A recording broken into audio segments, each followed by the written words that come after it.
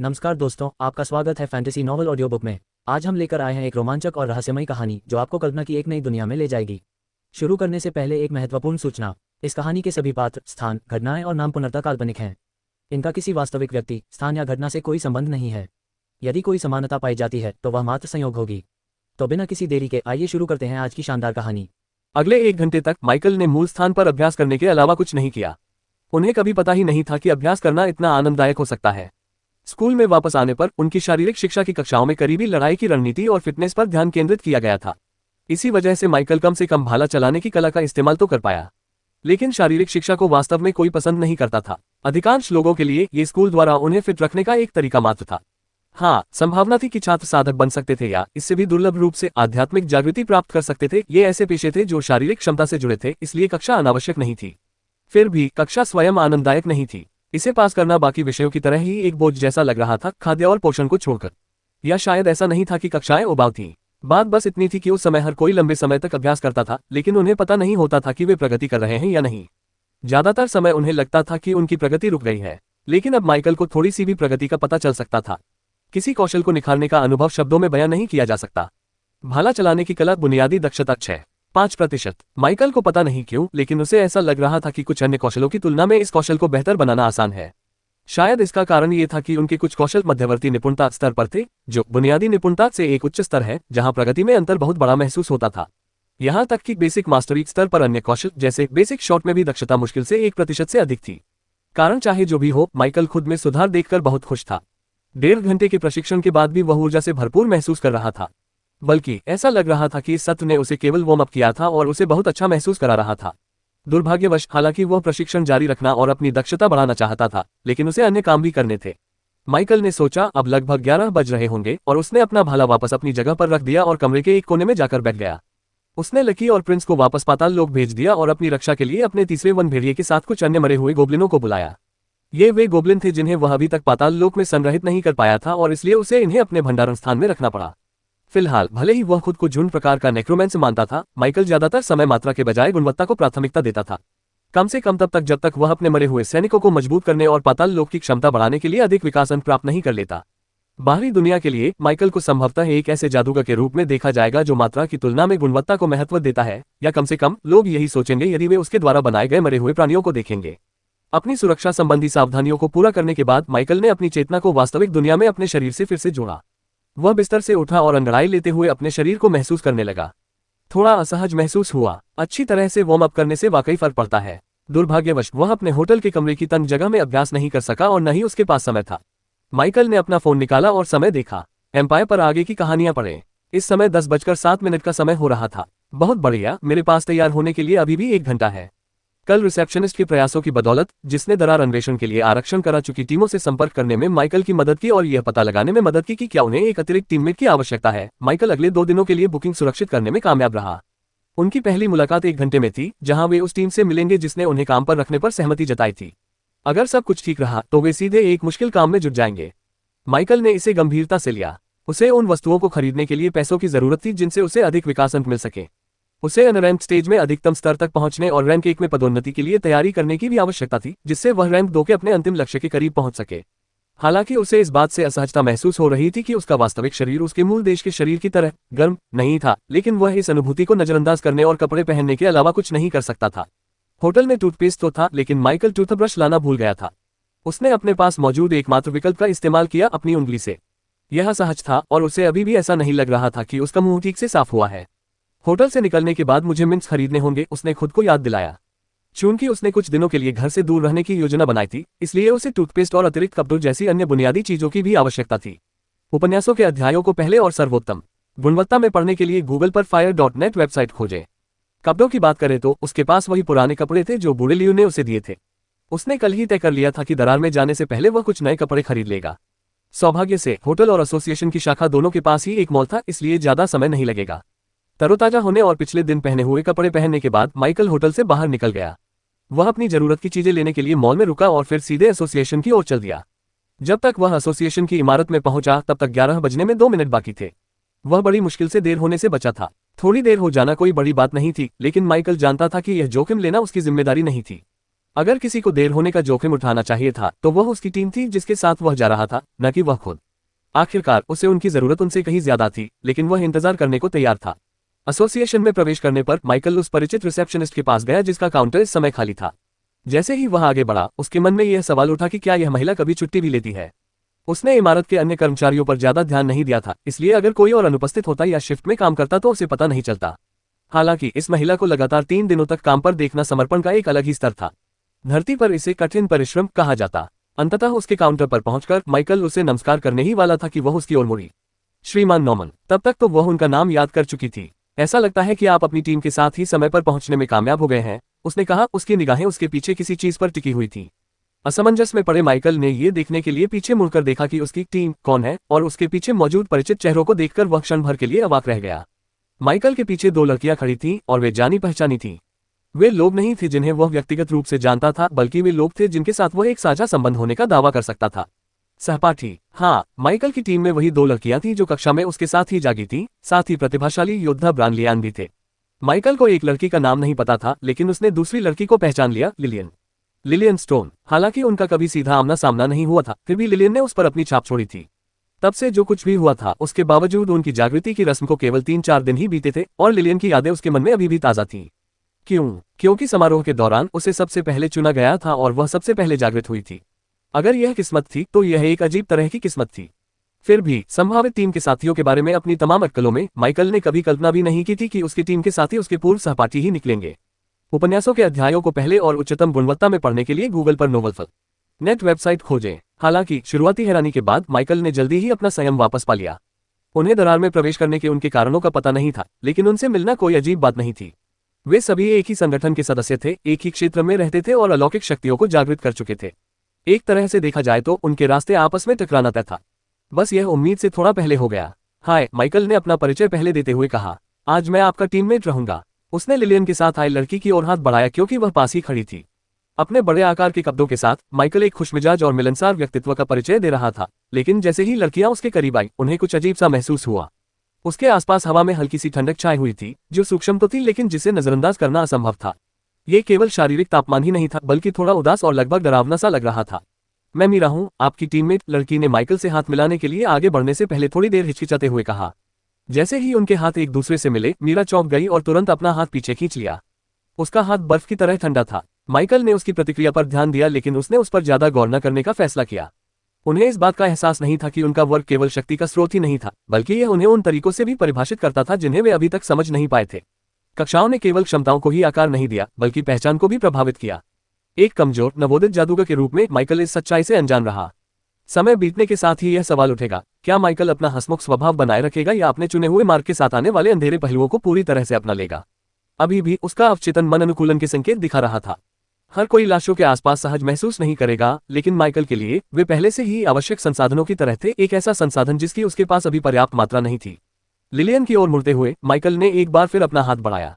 हाय Lillian, मैं Michael हूँ। क्या आप मुझे पहचानते हैं? लिलियन ने हिचकिचाते हुए उनसे हाथ मिलाते हुए पूछा। क्या आपको मुझसे ऐसी उम्मीद नहीं थी? नहीं, वह हकलाते हुए बोली, जल्दी से अपना हाथ पीछे खींच लिया और चुप हो गई। उससे बात करना मुश्किल लगता है, माइकल ने उसके संकोची स्वभाव को देखते हुए सोचा। वह भी जरूरत पड़ने पर ही बात करना पसंद करता था, लेकिन अब उसे कोशिश करनी पड़ती थी। अपने साथियों के साथ अच्छे संबंध बनाना महत्वपूर्ण था, न केवल टीम वर्क के लिए बल्कि अपने लक्ष्यों को प्राप्त करने के लिए भी। सबसे बढ़कर माइकल उस दरार में घुसकर सबसे महत्वपूर्ण लक्ष्य हासिल करना चाहता था, ताकतवर बनना। और अगर इसके साथ कुछ पैसे भी मिल जाए तो और भी अच्छा। हालांकि यह मुलाकात संक्षिप्त थी, लेकिन तीनों एक दूसरे से कुछ हद तक परिचित हो चुके थे। मीरा, जो कागजों पर टीम की नामित नेता थी, द्वारा रिसेप्शनिस्ट से आवेदन पत्र स्वीकार करने के बाद वे एसोसिएशन भवन से बाहर निकल गए। बाहर निकलने के बाद उन्होंने तुरंत किसी से लिफ्ट नहीं मांगी। इसके बजाय वे अपनी योजनाओं पर चर्चा करने के लिए पास के एक पेड़ की छाया में इकट्ठा हो गए। हम एक भ्रष्ट किस्म की दरार बंदरों के इलाके में जा रहे हैं, मीरा ने कहना शुरू किया। क्या ये लेवल 2 का क्रैक नहीं है? माइकल ने बीच में ही टोकते हुए कहा। परिचित नाम सुनकर वह अपना आश्चर्य छिपा नहीं सका। कल जब उन्होंने रिसेप्शनिस्ट से वुडस्टोन सिटी में आरक्षित शेड्यूल वाली टीमों में शामिल होने में मदद करने के लिए कहा था, तो उन्होंने यह नहीं पूछा था कि वे किन टीमों में शामिल होंगे। हालांकि वह उनके नाम जान सकता था, लेकिन बस इतना ही। इसके अलावा उसे और कुछ नहीं पता था। यह एक जोखिम भरा फैसला था, लेकिन माइकल अब सोच समझकर जोखिम उठाने से पीछे हटने वाला नहीं था। स्वभाव से सतर्क होते हुए भी वह डरपोक नहीं था। उसे अपनी ताकत पर पूरा भरोसा था, या यूं कहें कि अपने अमर साथियों लकी और प्रिंस की ताकत पर। उन दोनों के साथ होने से माइकल को लगा कि अगर कोई बेहद अप्रिय घटना ना हो तो वह खुद को संभाल सकता है, और अगर कोई चीज इतनी खतरनाक होती कि वह उसे नुकसान पहुंचा सकती थी। खैर, अब यह उसकी समस्या नहीं थी, बल्कि पूरी दुनिया उसके खिलाफ थी। उसकी प्रतिक्रिया देखकर मीरा ने थोड़ा भौहें सिकोड़ी। क्या कोई बात है? उसने सावधानी से पूछा। मीरा आमतौर पर ज्यादातर चीजों को लेकर बेपरवाह रहती थी, लेकिन माइकल के बारे में कुछ ऐसा था जो उसे हमेशा चिंतित रखता था। यह ऐसी बात नहीं थी जिसे वह आसानी से समझा सके, लेकिन उसकी अंतरात्मा उसे माइकल के आसपास सतर्क रहने के लिए कहती थी। दुर्भाग्यवश केवल उसकी भावनाएं ही उसे अस्वीकार करने का वैध कारण नहीं थी। इसके अलावा मीरा ऐसी नहीं थी जो केवल भावनाओं के आधार पर निर्णय ले। कम से कम माइकल पूरी तरह से अजनबी नहीं था। सहपाठी होने के नाते उनके बीच थोड़ी बहुत जान पहचान तो थी, भले ही उन्होंने पहले कभी ज्यादा बातचीत न की हो। दिलचस्प बात यह है कि मीरा और लिलियन भी शुरू में एक दूसरे को नहीं जानती थी। दोनों की जान पहचान क्लास के उस ग्रुप चैट में कुछ बार बातचीत करने के बाद हुई, जिसमें ब्रान ने उन्हें जोड़ा था। ब्रान के विपरीत, जिसने एक ऐसे गांव के पास अपनी यात्रा शुरू की थी जहां उसे खोजों तक पहुंच प्राप्त थी और पास के जंगल में शिकार करने के लिए निम्न स्तर के राक्षसों की प्रचुरता थी, मीरा और लिलियन बदकिस्मत रहे थे। उनमें से एक को बंजर रेगिस्तान में पहुंचा दिया गया था, जबकि दूसरी खुद को एक सुनसान वीरान द्वीप पर पाए। दोनों ही स्थितियां अपने अपने तरीके से दयनीय थीं और दोनों में से कोई भी आदर्श शुरुआत नहीं थी। अपनी बदकिस्मती से जूझते हुए उन्होंने आयामी दरारों में राक्षसों का शिकार करने का फैसला किया। कल उनका पहला प्रयास था और वे बड़ी मुश्किल से ही जिंदा बच पाए थे। चूंकि उनका कौशल अभी उन्नत नहीं हुआ था, इसलिए वे आम इंसानों से लगभग अलग ही थे। उनकी क्षमताओं को छोड़ दे तो सौभाग्य से वे बच गए और परिणामस्वरूप और भी मजबूत हो गए। हालांकि स्तर बढ़ाना एक धीमी प्रक्रिया थी, इसलिए उन्होंने स्तर 2 की दरार को पार करने का फैसला किया। वे भाग्यशाली रहे कि उन्हें वह दरार पार करने का मौका मिल गया, क्योंकि आज सुबह जाने वाली टीम ने अपनी योजना स्थगित कर दी थी। एम्पायर के साथ कहानियां खोजे। हालांकि लेवल 2 की दरार उनके लिए अब कुछ ज्यादा ही थी। उन्हें एहसास हुआ कि उन्हें और मदद की जरूरत है, इसलिए उन्होंने ब्रान से मदद मांगने का फैसला किया। हालांकि जैसे ही वे उससे संपर्क करने की योजना बना रहे थे, मीरा को एसोसिएशन से एक कॉल आया जिसमें पूछा गया कि क्या उनकी टीम को एक और सदस्य की आवश्यकता है। अपने समूह की पंजीकृत नेता होने के नाते मीरा ने ये सोचकर प्रस्ताव स्वीकार कर लिया कि जो भी इसमें शामिल होगा उसकी स्थिति उनसे बदतर तो हो ही नहीं सकती। सच कहूं तो मीरा ब्रान के साथ दोबारा काम करने के विचार से कुछ खास खुश नहीं थी। लिलियन को भी ऐसा ही महसूस हो रहा था। हालांकि ब्रान की प्रतिभाशाली योद्धा के रूप में प्रसिद्धि ने उन्हें एक भरोसेमंद सहयोगी के रूप में चित्रित किया था, लेकिन उनके साथ हुई बातचीत से कुछ ऐसा पता चला जो परेशान करने वाला था। वह अत्यधिक उत्साहित था, लगभग इतना अधिक कि लोगों को घबराहट होने लगती थी। उन्हें नहीं पता था कि उसमें क्या बात थी, लेकिन कुछ तो गड़बड़ थी। तारांकन तारांकन तारांकन तारांकन। इस अध्याय को दोबारा लिखा गया है और आगे के अध्यायों के लिए भी यही प्रक्रिया दोहराई जाएगी। मुझे खेद है, लेकिन वे सभी जल्द ही पढ़ने के लिए उपलब्ध होंगे। बेशक माइकल को उन दोनों लड़कियों की दुर्दशा के बारे में कोई जानकारी नहीं थी। अगर उसे पता होता तो शायद वह उन्हें भाग्यशाली भी कह देता। यदि उसे यह एहसास न होता कि वह शुरू में एक अत्यंत मूल्यवान खंडहर के भीतर स्थित है, तो शायद वह उनके साथ स्थान बदलना चाहता, हालांकि शायद उस व्यक्ति के साथ नहीं जो एक सुनसान द्वीप पर फंसा हुआ था। लेकिन रेगिस्तान, वह खुशी खुशी उसे चुन लेता। किसी पूर्व रैंक 2 राक्षस द्वारा सुरक्षित रहने की तुलना में एक ऐसा प्राणी जो इतना शक्तिशाली है कि यहां तक कि मजबूत रैंक के कविकना भी इसके खिलाफ संघर्ष करेंगे, रेगिस्तान में रहना स्पष्ट रूप से बेहतर विकल्प था। जैसे ही माइकल ने देखा कि मीरा का ध्यान उसकी ओर जा रहा है, उसने शांत भाव से उससे बात की। जिस दरार की ओर हम बढ़ रहे हैं उसकी जगह देखकर मैं थोड़ा हैरान था, बस इतना ही, उन्होंने शांत भाव से कहा। मुझे लगा था कि यह ज्यादा से ज्यादा लेवल 1 की होगी। मीरा ने सिर हिलाया, उसके चेहरे पर कोई भाव नहीं बदला। माइकल की प्रतिक्रिया पर उसे कोई संदेह नहीं हुआ। लेवल 1 की दरारें लेवल बढ़ाने के लिए बढ़िया जगह हैं, लेकिन वे बहुत कमजोर हैं। एक दूषित आयामी दरार में समा सकने वाला स्थान छोटा होता है, इसलिए गोब्लिन या यहां तक कि वन भेड़ियों जैसे राक्षसों का शिकार करने में समय बर्बाद करने के बजाय हम लेवल 2 की दरारों में वही काम कर सकते हैं। संख्याएं लगभग समान हैं, लेकिन वे अधिक अनुभव अंक, अधिक धन और आमतौर पर बेहतर पुरस्कार प्रदान करती हैं। माइकल ने उसकी बात से सहमति जताई। जब तक राक्षसों का स्तर कम था, इस स्तर के राक्षस बहुतायत में पाए जा सकते थे। भ्रष्ट दरारों के मामले में यह बात विशेष रूप से सच थी। अगर माइकल के पास कई लेवल 2 या लेवल 1 ट्रैक होते तो कुछ समय के लिए लेवल अप करना उसकी सबसे छोटी चिंता होती। दुर्भाग्य से केवल फेडरेशन और शायद कुछ शक्तिशाली व्यक्ति ही इन ट्रैकों पर एकाधिकार रखते थे। माइकल ने मीरा के लहजे में कुछ बात समझ ली। ऐसा लग रहा था कि वह भी जल्द से जल्द अपने कौशल को निखारने की कोशिश कर रही थी। उसे यह महसूस हुए बिना नहीं रह सका कि उसकी जल्दबाजी का संबंध अकादमी से भी हो सकता है। हालांकि वह उत्सुक तो था, लेकिन उसने फैसला किया कि इस बारे में पूछना उसका काम नहीं है। क्या हम अपना लूटा हुआ सामान ले जाने के लिए परिवहन का इस्तेमाल करेंगे? माइकल ने बातचीत का रुख मोड़ते हुए पूछा। मीरा के इरादों की तुलना में उसके विचार खर्चों पर केंद्रित थे। इसकी कोई जरूरत नहीं है, मैं इसे अपने मूल देश में ही रख सकती हूँ, लिलियन ने हमेशा की तरह संकोच भरे लहजे में हकलाते हुए जवाब दिया। माइकल ने जवाब में सिर हिलाया, लेकिन वह अपने मन में चल रहे विचार को नजरअंदाज नहीं कर सका। अरे यार, क्या मैं इतना लालची हो गया हूं कि अब मैं बुनियादी भरोसा भी नहीं कर सकता?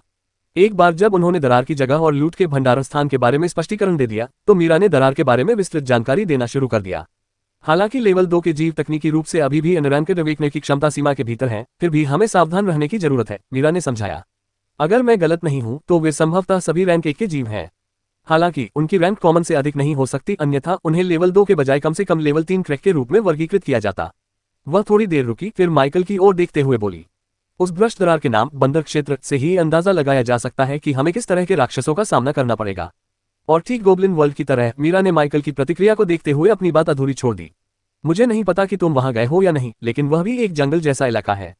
माइकल ने बिना विचलित हुए उसकी आंखों में देखा। मैं गोब्लिन की दुनिया में गया था, दरअसल कल ही गया था। ओह, मीरा ने भौहें चढ़ाते हुए कहा। तो अगर आपको कोई आपत्ति न हो तो क्या आप मुझे अपना स्तर बता सकते हैं? मैं जानना चाहती हूं ताकि हम किसी भी तरह की दुर्घटना से बच सकें। उसके जवाब के बाद मीरा ने जिस तरह से सीधे सवाल पूछा, उससे माइकल ने अनुमान लगाया कि शायद शुरू से ही उसका यही मुख्य इरादा रहा होगा।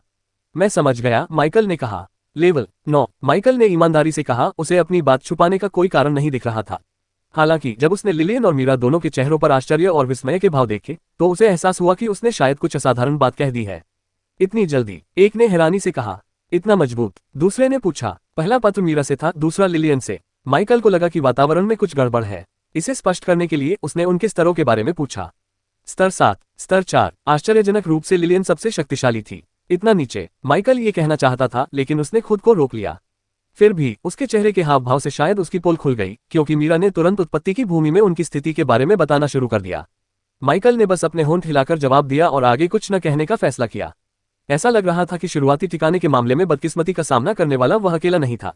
जहां तक लड़कियों की बात है, वे माइकल की विकास की गति देखकर चकित थीं। वे जानती थीं कि ब्रान, जिसे तथाकथित प्रतिभाशाली योद्धा कहा जाता था और जिसने दोहरी क्षमता को जागृत कर लिया था, वह भी फिलहाल केवल 10वें स्तर पर ही था। बेशक उनकी प्रगति दोहरी कक्षाओं की प्रकृति से बाधित हुई, जिसके लिए स्तर बढ़ाने के लिए दोगुने अनुभव की आवश्यकता होती थी। फिर भी सही तौर पर देखा जाए तो माइकल का प्रदर्शन ब्रान के प्रदर्शन से केवल थोड़ा ही कमतर प्रतीत हुआ।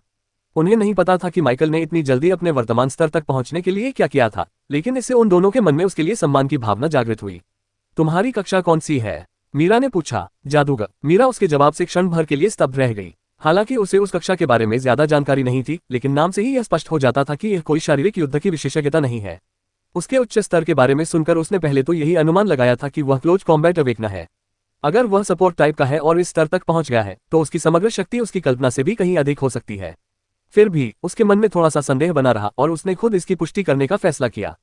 साम्राज्य के साथ अपनी यात्रा जारी रखें। पता लगाना। उपन्यासों के अध्यायों को पहले और सर्वोत्तम गुणवत्ता में पढ़ने के लिए गूगल पर नोवेलफल नेट वेबसाइट खोजें। स्तर 9 नेक्रोमेंसर प्रशिक्षु। परिणाम उसके शब्दों से मेल खाता था, लेकिन उसकी कक्षा की वास्तविकता ने उसके मन को थोड़ा निराश कर दिया। पता चला कि नेता ही समूह की सबसे कमजोर कड़ी था। माइकल ब्रान नहीं था, इसलिए उसे इस बात का बिल्कुल भी अंदाजा नहीं था कि मीरा ने अपनी कला का इस्तेमाल करके उस पर नजर डाल ली थी। अगर उसे पता भी होता तो भी उसे ज्यादा परवाह नहीं होती, क्योंकि डिटेक्ट उसके बारे में कोई भी ज्यादा संवेदनशील बात उजागर नहीं करेगा। लेकिन अगर उसे इस बात का पता होता तो शायद उसे थोड़ी असहजता महसूस होती और शायद वह ये भी समझ जाता कि ब्रान को उसकी आंखों से नफरत क्यों थी। एक सामान्य दृष्टिकोण से देखें तो डिटेक्ट एक ऐसी क्षमता प्रतीत होती है जिसका उपयोग कोई विकृत मानसिकता वाला व्यक्ति किसी अन्य व्यक्ति की व्यक्तिगत जानकारी में ताक झांक करने के लिए कर सकता है। जिसे देखा जा रहा था उसके दृष्टिकोण से यह निस्संदेह एक परेशान करने वाला कौशल था। कुछ और बातें बताने और खुलासा करने के बाद मीरा ने फैसला किया कि अब उनके लिए दरार की ओर जाने का समय आ गया है। दरार और वास्तविक दुनिया के बीच समय का अंतर होने के बावजूद समय अनमोल था। बाकी जो भी कहना हो, उनके पहुंचने पर चर्चा की जा सकती थी। माइकल इस फैसले से बेहद खुश था। लेवल 2 की दरार का स्थान लेवल 1 की गोब्लिन दुनिया से दूषित दरार की तुलना में और भी करीब था। अपनी मौजूदा गति से, जो औसत इंसान से 10 गुना तेज है, माइकल पूरी रफ्तार से दौड़कर कुछ ही सेकंड में वहां पहुंच सकता है। इस निकटता को देखते हुए माइकल को संदेह हुआ कि एसोसिएशन की शाखा को जानबूझकर इस स्थान पर स्थापित किया गया था, क्योंकि यह लेवल 2 की दरार के बहुत करीब थी। स्तर 1 की दरार अगर कोई दुर्घटना भी हो जाए तो संभाली जा सकती थी।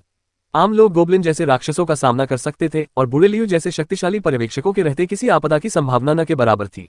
बेशक जानमाल का नुकसान हो सकता था, लेकिन अगर हालात अनुकूल होते और इलाके के लोग तैयार होते तो खतरे को काबू में किया जा सकता था। यही वजह थी कि ऑरोरा पर राक्षसों की पहली लहर में इंसान बच पाए थे, क्योंकि ये राक्षस गोब्लिन की तरह अपेक्षाकृत कमजोर थे। अब फ्यूचर एड्स। लेवल 2 की दरारों के बारे में ऐसा नहीं कहा जा सकता था, जो रैंक 1 के राक्षसों से भरी हुई थी। रैंक 2 के साधकों में भी बहुत कम लोग अकेले उनमें प्रवेश करके अपनी जान जोखिम में डालते थे। एसोसिएशन के इस तरह की दरार के इतने करीब होने से यह सुनिश्चित हो गया कि आपात स्थिति में वहां तैनात कुशल किसान समय पर प्रतिक्रिया देने में सक्षम होंगे। क्योंकि दौड़ना सबके लिए संभव नहीं था, इसलिए माइकल और बाकी 2 लोगों ने पैदल चलने या किसी से लिफ्ट लेने का विकल्प चुना। एम्पायर के विशेष रोमांच का आनंद ले उन्होंने स्वाभाविक रूप से सबसे स्पष्ट विकल्प को चुना। एक सवारी जीवन अनावश्यक रूप से कठिन निर्णय लेने की जगह नहीं है। लेवल 1 की दरार के विपरीत लेवल 2 की दरार की जगह माइकल के लिए उतनी जानी पहचानी नहीं थी। हालांकि दरार में प्रवेश करने के लिए उस क्षेत्र से परिचित होना आवश्यक नहीं था। गोबलिन की दुनिया के उस भ्रष्ट इलाके के विपरीत, जहां आसपास अस्पताल थे, इस क्षेत्र की एकमात्र उल्लेखनीय विशेषता वुडस्टोन सिटी का नंबर 9 पब्लिक स्कूल था। स्कूल की संख्या को देखते हुए ये स्पष्ट था कि या तो छात्रों की संख्या बहुत अधिक थी या उनकी गुणवत्ता में काफी भिन्नता थी। नंबर 1 रैंक वाले स्कूल प्रचुर संसाधनों वाले निजी संस्थानों के समान थे, जबकि नंबर 9 पर मौजूद स्कूलों में छात्रों की संख्या सबसे अधिक थी लेकिन संसाधन कहीं कम थे। खैर, तकनीकी रूप से नकारात्मक भावनाओं को इकट्ठा करने के लिए स्कूल एक बहुत अच्छी जगह है। छात्रों को छोड़िए, शिक्षक भी अवसादग्रस्त हैं। दरार की जगह तो बुरेलियू की फार्मेसी से भी ज्यादा हास्यास्पद थी। यह एक होटल में थी। क्या यह दरार के लिए सकारात्मक शेष राशि है? माइकल ने सोचा। जैसे ही यह विचार उसके मन में आया, उसका चेहरा अजीब सा हो गया। जाहिर है, दरार होटल की इमारत के अंदर नहीं बल्कि पीछे स्थित वीआईपी हवेली के अंदर थी। माइकल और दोनों लड़कियां पहुंचते ही सीधे वहीं गए। जब वे हवेली के पास पहुंचे तो द्वार पर मौजूद पहरेदारों ने उन्हें रोक दिया। उन्होंने प्रभारी व्यक्ति से मिलने की मांग की और जल्द ही एक अपेक्षाकृत वृद्ध महिला प्रकट हुई। इसके बाद जो कुछ हुआ वह ठीक उसी तरह का गुप्त व्यवहार था जिसकी उम्मीद किसी गुप्त संगठन से की जा सकती है। माइकल उस बूढ़ी औरत को दरार के प्रवेश द्वार की ओर ले जाते हुए देखकर आश्चर्यचकित हुए बिना नहीं रह सका। PubFuture ads, PubFuture विज्ञापन। मैंने इस संस्था में जितने भी मजबूत लोगों से मुलाकात की है, वे सभी इतने बूढ़े क्यों हैं? और वे अभी भी काम क्यों कर रहे थे? क्या सेवानिवृत्ति शब्द सुनकर वे बीमार पड़ जाते थे? जब ये सारे विचार उसके दिमाग में चल रहे थे, तभी उसने ध्यान से उस बुजुर्ग महिला सुपरवाइजर की बातें सुनी। चूंकि अब आप दरार में प्रवेश करने वाले हैं, इसलिए मैं आपको हवेली नहीं दिखा सकता। हालांकि एक बार बाहर आने के बाद हम आपकी सुविधा के लिए बुनियादी सुविधाएं प्रदान करते हैं, स्नान करने की जगह, भोजन और कपड़े, यदि आपके पास नहीं है। इसके अलावा हम उन्नत लाभ भी प्रदान करते हैं, जैसे कि आपके शवों को एसोसिएशन में ले जाने के बजाय यही खरीदना और कुछ वस्तुओं को बेचना। हालांकि ये विकल्प एसोसिएशन के व्यापार केंद्र द्वारा दी जाने वाली सुविधाओं जितने उन्नत नहीं है। बुजुर्ग महिला ने कुछ और खूबियां गिनाई, जिन्हें सुनकर माइकल काफी प्रभावित हुआ। इस लेवल 2 के बदमाश के आसपास मिलने वाली सेवाओं की तुलना में बुरेलियू की पेशकशें गरीबों के लिए बनी हुई प्रतीत होती थी। या शायद इसका संबंध दरारों की प्रकृति और उन पर आने वाले लोगों के प्रकार से था। लेवल 2 की परीक्षा पास करने में सक्षम व्यक्ति पहले से ही एक विशिष्ट वर्ग का सदस्य होता था और शायद उस दर्जे के साथ कुछ विशेष लाभ भी मिलते थे। जल्द ही वे दरार के स्थान पर पहुंच गए। भ्रष्ट गोबलिन जगत की दरार के प्रवेश द्वार की तरह ये भी शून्य में एक दरार की तरह दिखती थी। हालांकि ये बहुत बड़ी थी, कम से कम एक पूरा चक्कर बड़ी, और इससे निकलने वाली अराजक ऊर्जा कहीं अधिक तीव्र थी। पहली नजर में कोई भी बता सकता था कि यह बुरी खबर है, लेकिन इसे देखकर माइकल और भी उत्साहित हो गया। उपन्यासों के अध्यायों को पहले और सर्वोत्तम गुणवत्ता में पढ़ने के लिए गूगल पर नोवेलफायर नेट वेबसाइट खोजें। माइकल को नहीं पता था कि अंदर उसका क्या इंतजार कर रहा है, लेकिन वह इतना जरूर जानता था कि अंदर की हर चीज उसके लिए पैसे में तब्दील हो जाएगी। ठीक है, अभी सुबह 11:53 बज रहे हैं और आपके पास दोपहर 3 बजे तक बाहर निकलने का समय है। समय का अंतर 1:8 है, इसलिए आपके पास अंदर रहने के लिए पूरा एक दिन है, जो यहाँ 3 घंटे के बराबर है। मुझे ये समझाने की जरूरत नहीं है कि समय सीमा पार करने पर क्या होगा, है ना? नहीं, रास्ता दिखाने के लिए धन्यवाद, समूह की नियुक्त नेता मीरा ने जवाब दिया। यदि वे निर्धारित समय सीमा से अधिक समय लेते हैं तो क्या होगा? इसका उत्तर सरल था। बाहरी दुनिया का कोई ताकतवर व्यक्ति उस दरार में घुसकर उन्हें बाहर निकाल लाएगा। यदि देरी का कोई अच्छा कारण नहीं था, जैसे कि किसी शक्तिशाली राक्षस का अचानक प्रकट होना, तो उन्हें एसोसिएशन से दंड का सामना करना पड़ेगा। ये गुप्तचर गिरोह के पर्यवेक्षक का एक और कर्तव्य था, गुप्तचर गिरोह के अंदर मौजूद लोगों की निगरानी करना और उन्हें सहायता प्रदान करना। जब माइकल एक दरार के अंदर था, तो उसे बाहर निकलने का केवल एक ही तरीका पता था, अंदर मौजूद मूल जीवों में से 1/3 को मार डालना। राक्षसों की 1/3 संख्या की गणना उस क्षण से की जाती है जब पिछला समूह निकास द्वार से बाहर निकल जाने के बाद कोई व्यक्ति पहली बार दरार में कदम रखता है। इस शर्त को पूरा किए बिना औसत अलौकिक शक्तियों वाले व्यक्ति के लिए वहां से निकलना मुश्किल था। फोरम पर भ्रष्टाचार से ग्रस्त दरारों के बारे में माइकल द्वारा पढ़ी गई कुछ पोस्टों के अनुसार लोगों का फंस जाना और बाहर निकलने का कोई रास्ता न होना असामान्य नहीं था। यहीं पर दरार के पर्यवेक्षक की भूमिका शुरू होती है। दरारों के अंदर अलौकिक शक्तियों को दिया गया समय केवल दरार को संभालने के लिए ही नहीं था, बल्कि यह एक अप्रत्यक्ष संकेत भी था कि अगर वे फंस जाते हैं तो बचाव कब आएगा। एम्पायर देखते रहिए। दरार के अंदर मौजूद लोग निर्धारित संख्या में राक्षसों को मारे बिना बाहर नहीं निकल सकते थे, लेकिन ये प्रतिबंध बाहर मौजूद लोगों पर लागू नहीं होता था। हालांकि एक बार कोई उस दरार में प्रवेश कर जाता तो उसे अंदर मौजूद समूह का हिस्सा माना जाता। उस बिंदु से आगे उन्हें वहां से निकलने के लिए दरार में मौजूद कुल राक्षसों में से 1/3 को मारना होगा, चाहे वे कभी भी वहां पहुंचे हों। इसीलिए एसोसिएशन द्वारा इन दरारों की मरम्मत के लिए नियुक्त पर्यवेक्षक हमेशा ऐसे व्यक्ति होते थे जो अकेले ही दरारों को साफ करने में सक्षम हो। यदि उनमें ऐसी परिस्थितियों से निपटने की क्षमता नहीं होती तो वे केवल स्वयं को और दूसरों को खतरे में डालते। इसलिए पर्यवेक्षकों को दरार की निगरानी का जिम्मा सौंपे जाने के लिए उच्च स्तर की शक्ति को पूरा करने की आवश्यकता थी। बेशक किसी गुप्त स्थान से एसोसिएशन द्वारा बचाए जाना मुफ्त नहीं था। एसोसिएशन के पास बचाए गए अलौकिक प्राणियों से मूल्य निकालने का एक विश्वसनीय तरीका था। इसी वजह से ज्यादातर लोगों ने संभव होने पर निर्धारित समय के भीतर ही वहां से निकलने की कोशिश की। हालांकि माइकल को नहीं लगता था कि उन्हें समय सीमा बढ़ाने के बारे में चिंता करने की जरूरत होगी, उनके पास दरार के अंदर बिताने के लिए पूरा एक दिन था।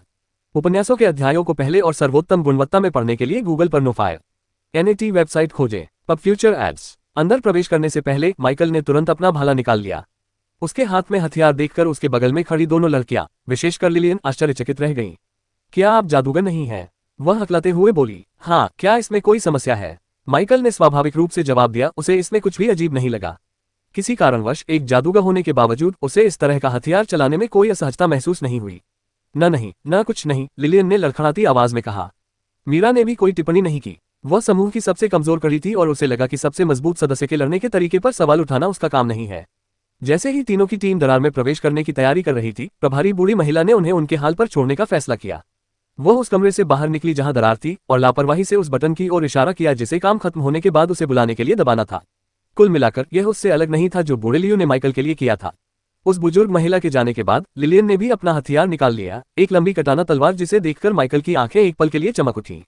धीरे धीरे माइकल को हथियारों में रुचि होने लगी थी। दुर्भाग्यवश कटाना तलवार में कुछ भी खास नहीं था। यह माइकल के परिष्कृत लोहे के भाले के समान ही थी। लिलियन के लिए कटाना जैसे हथियार का इस्तेमाल करना स्वाभाविक था क्योंकि वह मार्शल आर्टिस्ट थी। माइकल को यह बात अभी भी अच्छी तरह याद थी। वह उसकी कक्षा की विशिष्टताओं और उसकी अपनी कक्षा नेक्रोमेंसर से किस प्रकार भिन्न थी, इस बारे में सोच रहा था। हालांकि दोनों लड़कियों में से जिसने माइकल का ध्यान सबसे ज्यादा आकर्षित किया वह मीरा थी। उसके और लिलियन के विपरीत मीरा ने अपने भंडार से जो निकाला वह कोई हथियार नहीं था, बल्कि वह चमकीले लाल रंग की कुछ औषधियां और उन्हें अपने शरीर पर बांधने के लिए एक पट्टा था। यह दृश्य देखकर माइकल हैरान रह गया और उसके मन में कुछ जिज्ञासु विचार आने लगे। अपनी जिज्ञासा को नियंत्रित करने में असमर्थ, उसने मीरा से तब बात की जब वह आखिरी औषधि को अपने शरीर पर बांधने का काम पूरा कर चुकी थी। तुम्हारी कक्षा कौन सी है? माइकल ने पूछा। PubFuture ads. चूंकि उन्होंने खुले तौर पर उनके साथ अपनी कक्षा साझा की थी, इसलिए उन्होंने सोचा कि बदले में कुछ पूछना कोई बड़ी बात नहीं होगी, कम से कम जब तक कि यह कुछ बहुत ही व्यक्तिगत न हो, जैसे कि क्या उनमें कोई प्रतिभा है और यदि हाँ तो वह क्या है। बेशक वह मीरा पर डिटेक्ट का इस्तेमाल कर सकता था, लेकिन ब्रांड के साथ हुई घटना के बाद से माइकल इंसानों पर इस कौशल का इस्तेमाल करने में हिचकिचा रहा था और इसे ज्यादातर राक्षसों के लिए ही बचाकर रखता था। कीमियागर मीरा ने सच सच जवाब दिया। इसे छिपाने का कोई मतलब नहीं था, खासकर इसलिए क्योंकि वह जानती थी कि माइकल पर नजर रखने के लिए उसने जिस तरीके का इस्तेमाल किया था वही तरीका उस पर भी इस्तेमाल किया जा सकता था। वैसे भी इसे साझा करने में कोई बड़ी बात नहीं थी। माइकल उसकी कक्षा को देखकर थोड़ा हैरान था। यह कोई सामान्य कक्षा नहीं लग रही थी। जिस तरह से वह अपनी औषधियों को सलीके से सजा रही थी, उसे देखकर माइकल को लगा कि यह शायद कोई दुर्लभ कक्षा है और शायद कोई विशेष कक्षा भी। माइकल इसके बारे में और अधिक जानना चाहता था, लेकिन दुर्भाग्यवश ऐसा करना व्यक्तिगत मामलों में दखल देना होता। फिर भी चूंकि वे टीम के साथी थे, इसलिए उसने मान लिया कि वह अंततः कुछ विवरण प्रकट करेगी। हालांकि वह उसकी कक्षा के बारे में विस्तार से नहीं पूछ सकता था, लेकिन उसने सोचा कि उसकी छाती पर लटकी हुई औषधियों के बारे में पूछने में कोई हर्ज नहीं होगा। ये क्या है? माइकल ने उनकी ओर इशारा करते हुए पूछा। बम। मीरा ने अचानक कुछ ज्यादा ही उत्साह से जवाब दिया और साथ ही उन औषधियों को प्यार से थपथपाया जैसे कि वे विस्फोटक न हो, जैसा कि उसने अभी अभी दावा किया था। सहज ही माइकल ने एक कदम पीछे हट गया। यहाँ तक कि लिलियन, जिसे मीरा की औषधियों और उसकी कक्षा के बारे में पहले से कुछ जानकारी थी, उसने भी ऐसा ही किया और पीछे हट गई। अरे अरे, आप दोनों को चिंता करने की कोई जरूरत नहीं है। बम वैसे नहीं फटेंगे जैसा आप सोच रहे हैं, मीरा ने मुस्कुराते हुए उन्हें आश्वस्त किया। किसी कारणवश उसके शब्दों से लिलियन और माइकल दोनों को कोई राहत नहीं मिली। इसके बजाय वे दोनों एक कदम पीछे हट गए। कुछ क्षण सोचने के बाद उन्होंने एक एक कदम और बढ़ाया और अंततः थोड़ा सुरक्षित महसूस किया। हालांकि उनकी बेचैनी बनी रही। मीरा के चेहरे पर शरारती मुस्कान से यह स्पष्ट आभास हो रहा था कि वह कुछ धमाका करने के लिए बेताब थी, जिससे उसके साथियों की घबराहट और बढ़ गई। क्या यह आपकी कक्षा की विशेषता है? माइकल ने पूछे बिना नहीं रह सका। हाँ, यही है। ये लाल मशरूम का जादुई घोल है, किसी भी चीज को उड़ाने के लिए आपका सबसे अच्छा विकल्प। अगर कोई अपरिचित व्यक्ति मीरा को पहली बार देखे तो उसकी धारणा शायद यही होगी कि वह एक ठंडी मिजाज की इंसान है, लेकिन वास्तविकता में सच्चाई उससे बिल्कुल अलग थी जैसा वह दिखती थी। मीरा एक समस्याग्रस्त बच्ची थी जिसे लड़ना झगड़ना पसंद था। उसने शुरू में कभी भी सरकारी स्कूल में पढ़ाई नहीं की, बल्कि निजी स्कूलों में पढ़ी। फिर भी उसके जुझारू स्वभाव के कारण उसे हर साल स्कूल बदलना पड़ता था। लड़ने की उसकी प्रवृत्ति के कारण उसके लिए एक जगह पर लंबे समय तक रहना असंभव था। उसके पिता की मृत्यु के बाद सब कुछ बदल गया। उसकी मां कर्ज और अवसाद में डूब गई और उसके पिता का पहले से ही छोटा व्यवसाय रिश्तेदारों ने छीन लिया। अंधकार युग से पहले की दुनिया से भिन्न एक ऐसी दुनिया में निजी व्यवसाय का मालिक होना आम आदमी के लिए एक दुर्लभ विशेषाधिकार था। मीरा की दुनिया बिखर गई और तभी उसने फैसला किया कि अब गंभीर होने का समय आ गया है, न केवल अपने लिए बल्कि अपनी मां के लिए भी। जिम्मेदारी लेने का दृढ़ निश्चय करके उसने अपने दिल में दबी हिंसक प्रवृत्तियों को दबाना शुरू कर दिया। इस नई दुनिया में साधक और जागृति प्राप्त करने वाले लोग सबसे सम्मानित पेशेवर थे और मीरा भी उन्हीं में शामिल होने की आकांक्षा रखती थी। हालांकि अधिकांश लोगों की तरह उसमें साधना की प्रतिभा का अभाव था। हालांकि उसकी प्रतिभा माइकल और उसकी चचेरी बहन लिली की तुलना में थोड़ी बेहतर थी, फिर भी वह कोई साधारण प्रतिभा नहीं थी।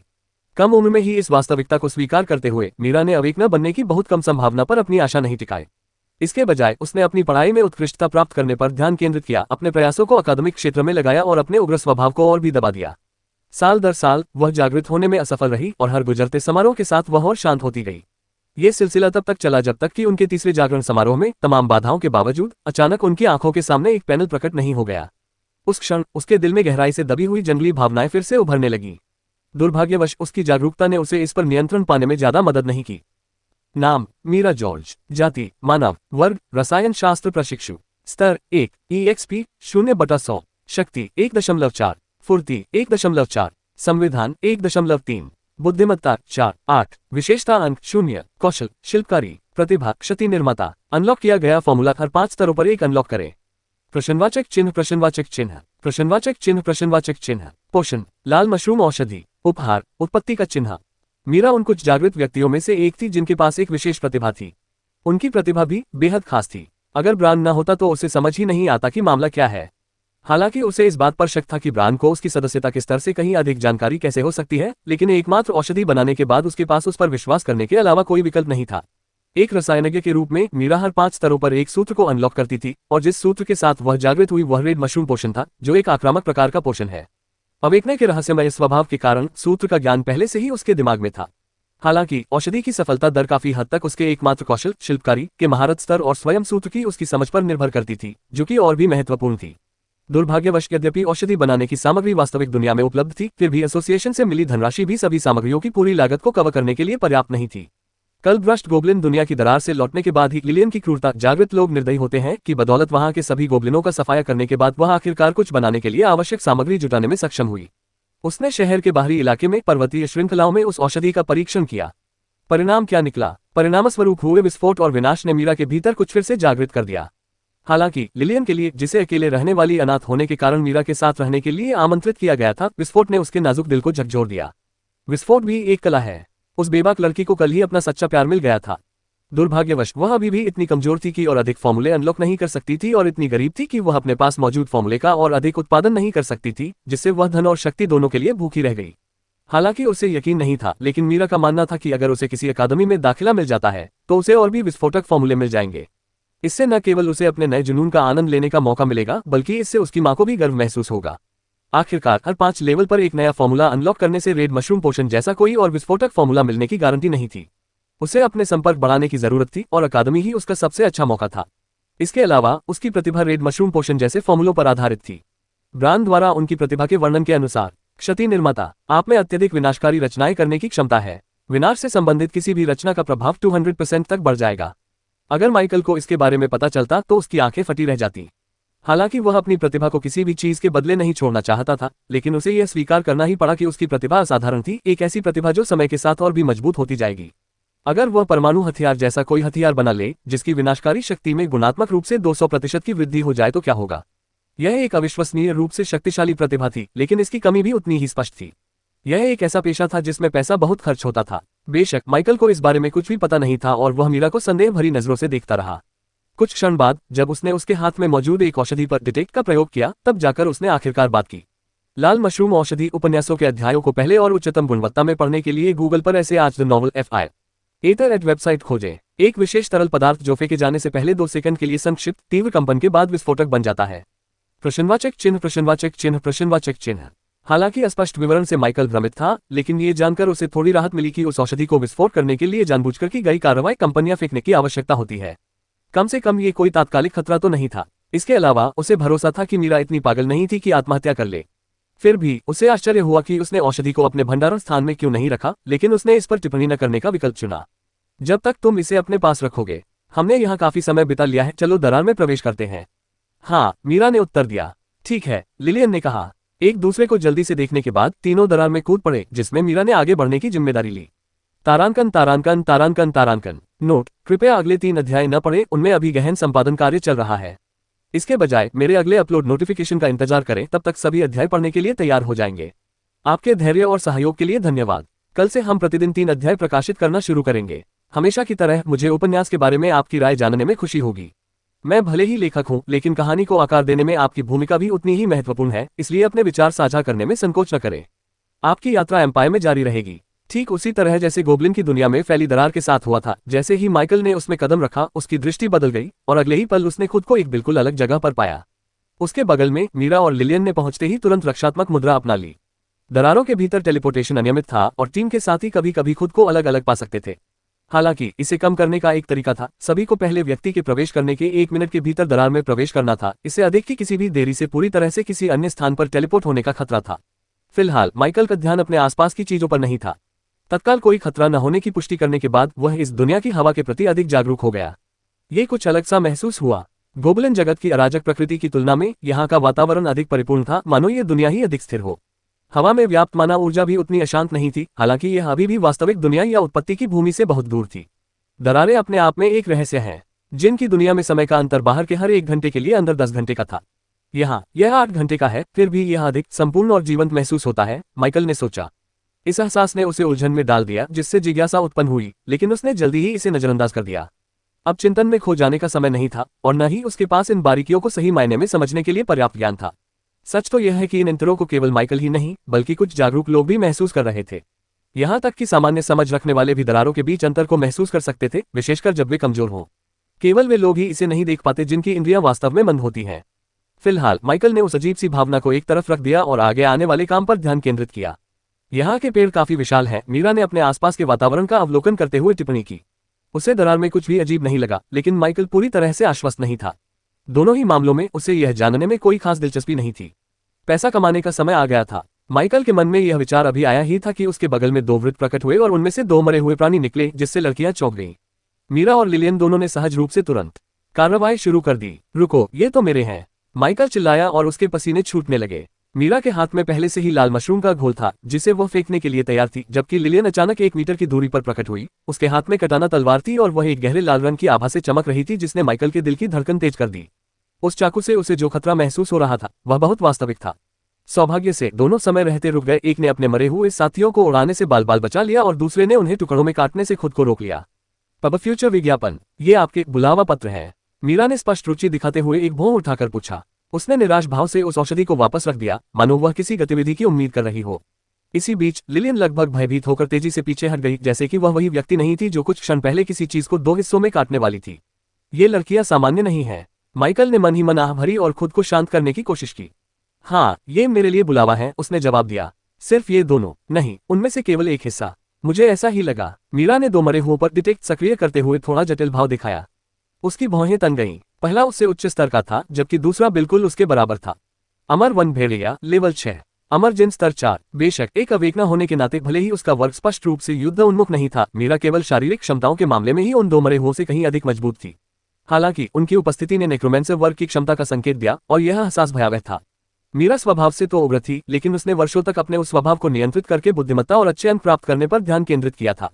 ज्ञान प्राप्त करना उसके लिए स्वाभाविक हो गया था। यह आदत बनी रही, खासकर सुपर एसोसिएशन फोरम तक पहुंच प्राप्त करने के बाद, जो अलौकिक दुनिया के बारे में जानकारी का खजाना है। अपने जीवन के पहले 18 वर्षों की अज्ञानता की तुलना में अब वह अपनी इस नई वास्तविकता के संचालन के बारे में कहीं अधिक जानती थी। फिलहाल माइकल केवल सामान्य श्रेणी के राक्षसों से ही मुकाबला कर सकती थी, जो अधिकांश जागृत व्यक्तियों की तुलना में कहीं अधिक कमजोर थे। उसे इस बात का कोई अंदाजा नहीं है। उपन्यासों के अध्यायों को पहले और उच्चतम गुणवत्ता में पढ़ने के लिए गूगल पर नोवेलफल नेट वेबसाइट खोजें, लेकिन सबसे भयावह बात इसकी संभावित वृद्धि थी। जैसे जैसे माइकल की ताकत बढ़ती गई, वैसे वैसे उसके मरे हुए सैनिकों की संख्या भी बढ़ती गई। अधिकांश जागृत व्यक्तियों के लिए उनमें से केवल एक ही होता था, लेकिन माइकल के लिए उसके अधीन दर्जनों नहीं सैकड़ों शक्तिशाली प्राणी हो सकते थे। यह एक डरावना विचार था, लेकिन मीरा ने मन ही मन इसे हल्के में लिया। तो क्या हुआ, जब मैं और ताकतवर हो जाऊंगा तो चाहे उसके पास कितने भी मरे हुए लोग हों, मैं उन सबको उड़ा दूंगा। उसे जरा भी हीन भावना महसूस नहीं हुई। दरअसल उनका अदम्य आत्मविश्वास उनके व्यक्तित्व और उनकी विशेष सामाजिक स्थिति दोनों से उपजा था। हालांकि यह सामान्य वर्गों के समान ही विशेषता अंक प्रदान करता था, लेकिन इसकी विशिष्टता और बहुमुखी प्रतिभा ने इसे कुछ दुर्लभ वर्गों से कहीं अधिक श्रेष्ठ बना दिया। मीरा को अपनी क्षमताओं और भविष्य पर पूरा भरोसा था। हालांकि इस आत्मविश्वास के कारण बुद्धिमान लोगों में एक आम खामी भी पैदा हो गई, मौजूदा ज्ञान के आधार पर अत्यधिक सोचना या अत्यधिक तर्क करना। इस मामले में मीरा ने बाद वाला तरीका अपनाया था, यानी उसने माइकल का मूल्यांकन सामान्य ज्ञान के आधार पर किया था। पब फ्यूचर विज्ञापन, उसे इस बात का एहसास नहीं था कि वह कितनी गलत थी या माइकल अंततः कितना भयानक बन जाएगा। फिलहाल उन तीनों का ध्यान एक ही साझा लक्ष्य पर केंद्रित था, पैसा कमाना। यह एक साझा समस्या थी। वे सभी इस पेशे के लिए बहुत ही आर्थिक रूप से कमजोर थे। माइकल ने इलाके की छानबीन करने के लिए परलोक से 2 मरे हुए प्राणियों को बुलाया था। वह अपनी सेहत को ऐसे प्राणी के खिलाफ आजमाने वाला नहीं था जो संभवतः रैंक 1 का था, पिछली दरार में मौजूद गोब्लिन के विपरीत, जिनके हमलों को वह आसानी से झेल सकता था। मीरा और लिलियन को अपनी योजना समझाने के बाद माइकल ने अपने मरे हुए साथियों के साथ शेयर सेंसस का उपयोग करते हुए समूह को उनके शुरुआती स्थान से दूर ले गया ताकि वह अपने आसपास के वातावरण को बेहतर ढंग से समझ सके। कुछ मिनट बाद तीनों का सामना इस दरार में अपने पहले राक्षस से हुआ, जो कि यहाँ का मूल निवासी जीव था, एक काला बंदर। मीरा, क्या तुमने इस राक्षस के पूरे शव की कीमत पता की? माइकल ने धीमी लेकिन उत्साह से भरी आवाज में फुसफुसाते हुए कहा, जब वे एक विशाल चट्टान के पीछे दुबके हुए थे। इस समय तक वह अपने मरे हुए साथियों को वापस पाताल लोक में ले जा चुका था। वह कभी कभी किनारे से झांककर कुछ ही मीटर दूर स्थित विशालकाय काले बंदर को देखता था। वह प्राणी मिट्टी की जमीन पर लेटा हुआ था और गहरी नींद में सो रहा था। हाँ, मैंने किया, मीरा ने शांत स्वर में जवाब दिया, हालांकि वह खुद सतर्क थी। बंदर की ताकत चाहे जो भी हो, उसके पूरे शव की कीमत $4500 है। और आपको क्या लगता है कि इस दरार में कितने बंदर हैं? कम से कम कुछ 100, निश्चित रूप से 200 से अधिक। माइकल ने झटपट अपने दिमाग में हिसाब लगाया और जैसे जैसे संख्याएं जुड़ने लगी, उसकी सांसें तेज होने लगी। तो अगर हम हर एक राक्षस को खत्म कर दें तो हम $10 लाख की बात कर रहे हैं, है ना? उसका सवाल सुनकर मीरा ने तीखी निगाहों से उसकी ओर देखा। उसकी उग्र प्रवृत्ति क्षण भर के लिए सच्ची चिंता से दब गई। माइकल के पूरे व्यक्तित्व से उत्साह की एक अलग ही अनुभूति हो रही थी, एक ऐसी ऊर्जा जो इतनी तीव्र थी कि उसे देखकर वह असहज हो गई। आपका अगला अध्याय एम्पायर में आपका इंतजार कर रहा है। वह भले ही थोड़ी उग्र स्वभाव की थी, लेकिन उसने आत्महत्या करने की कोशिश नहीं की थी।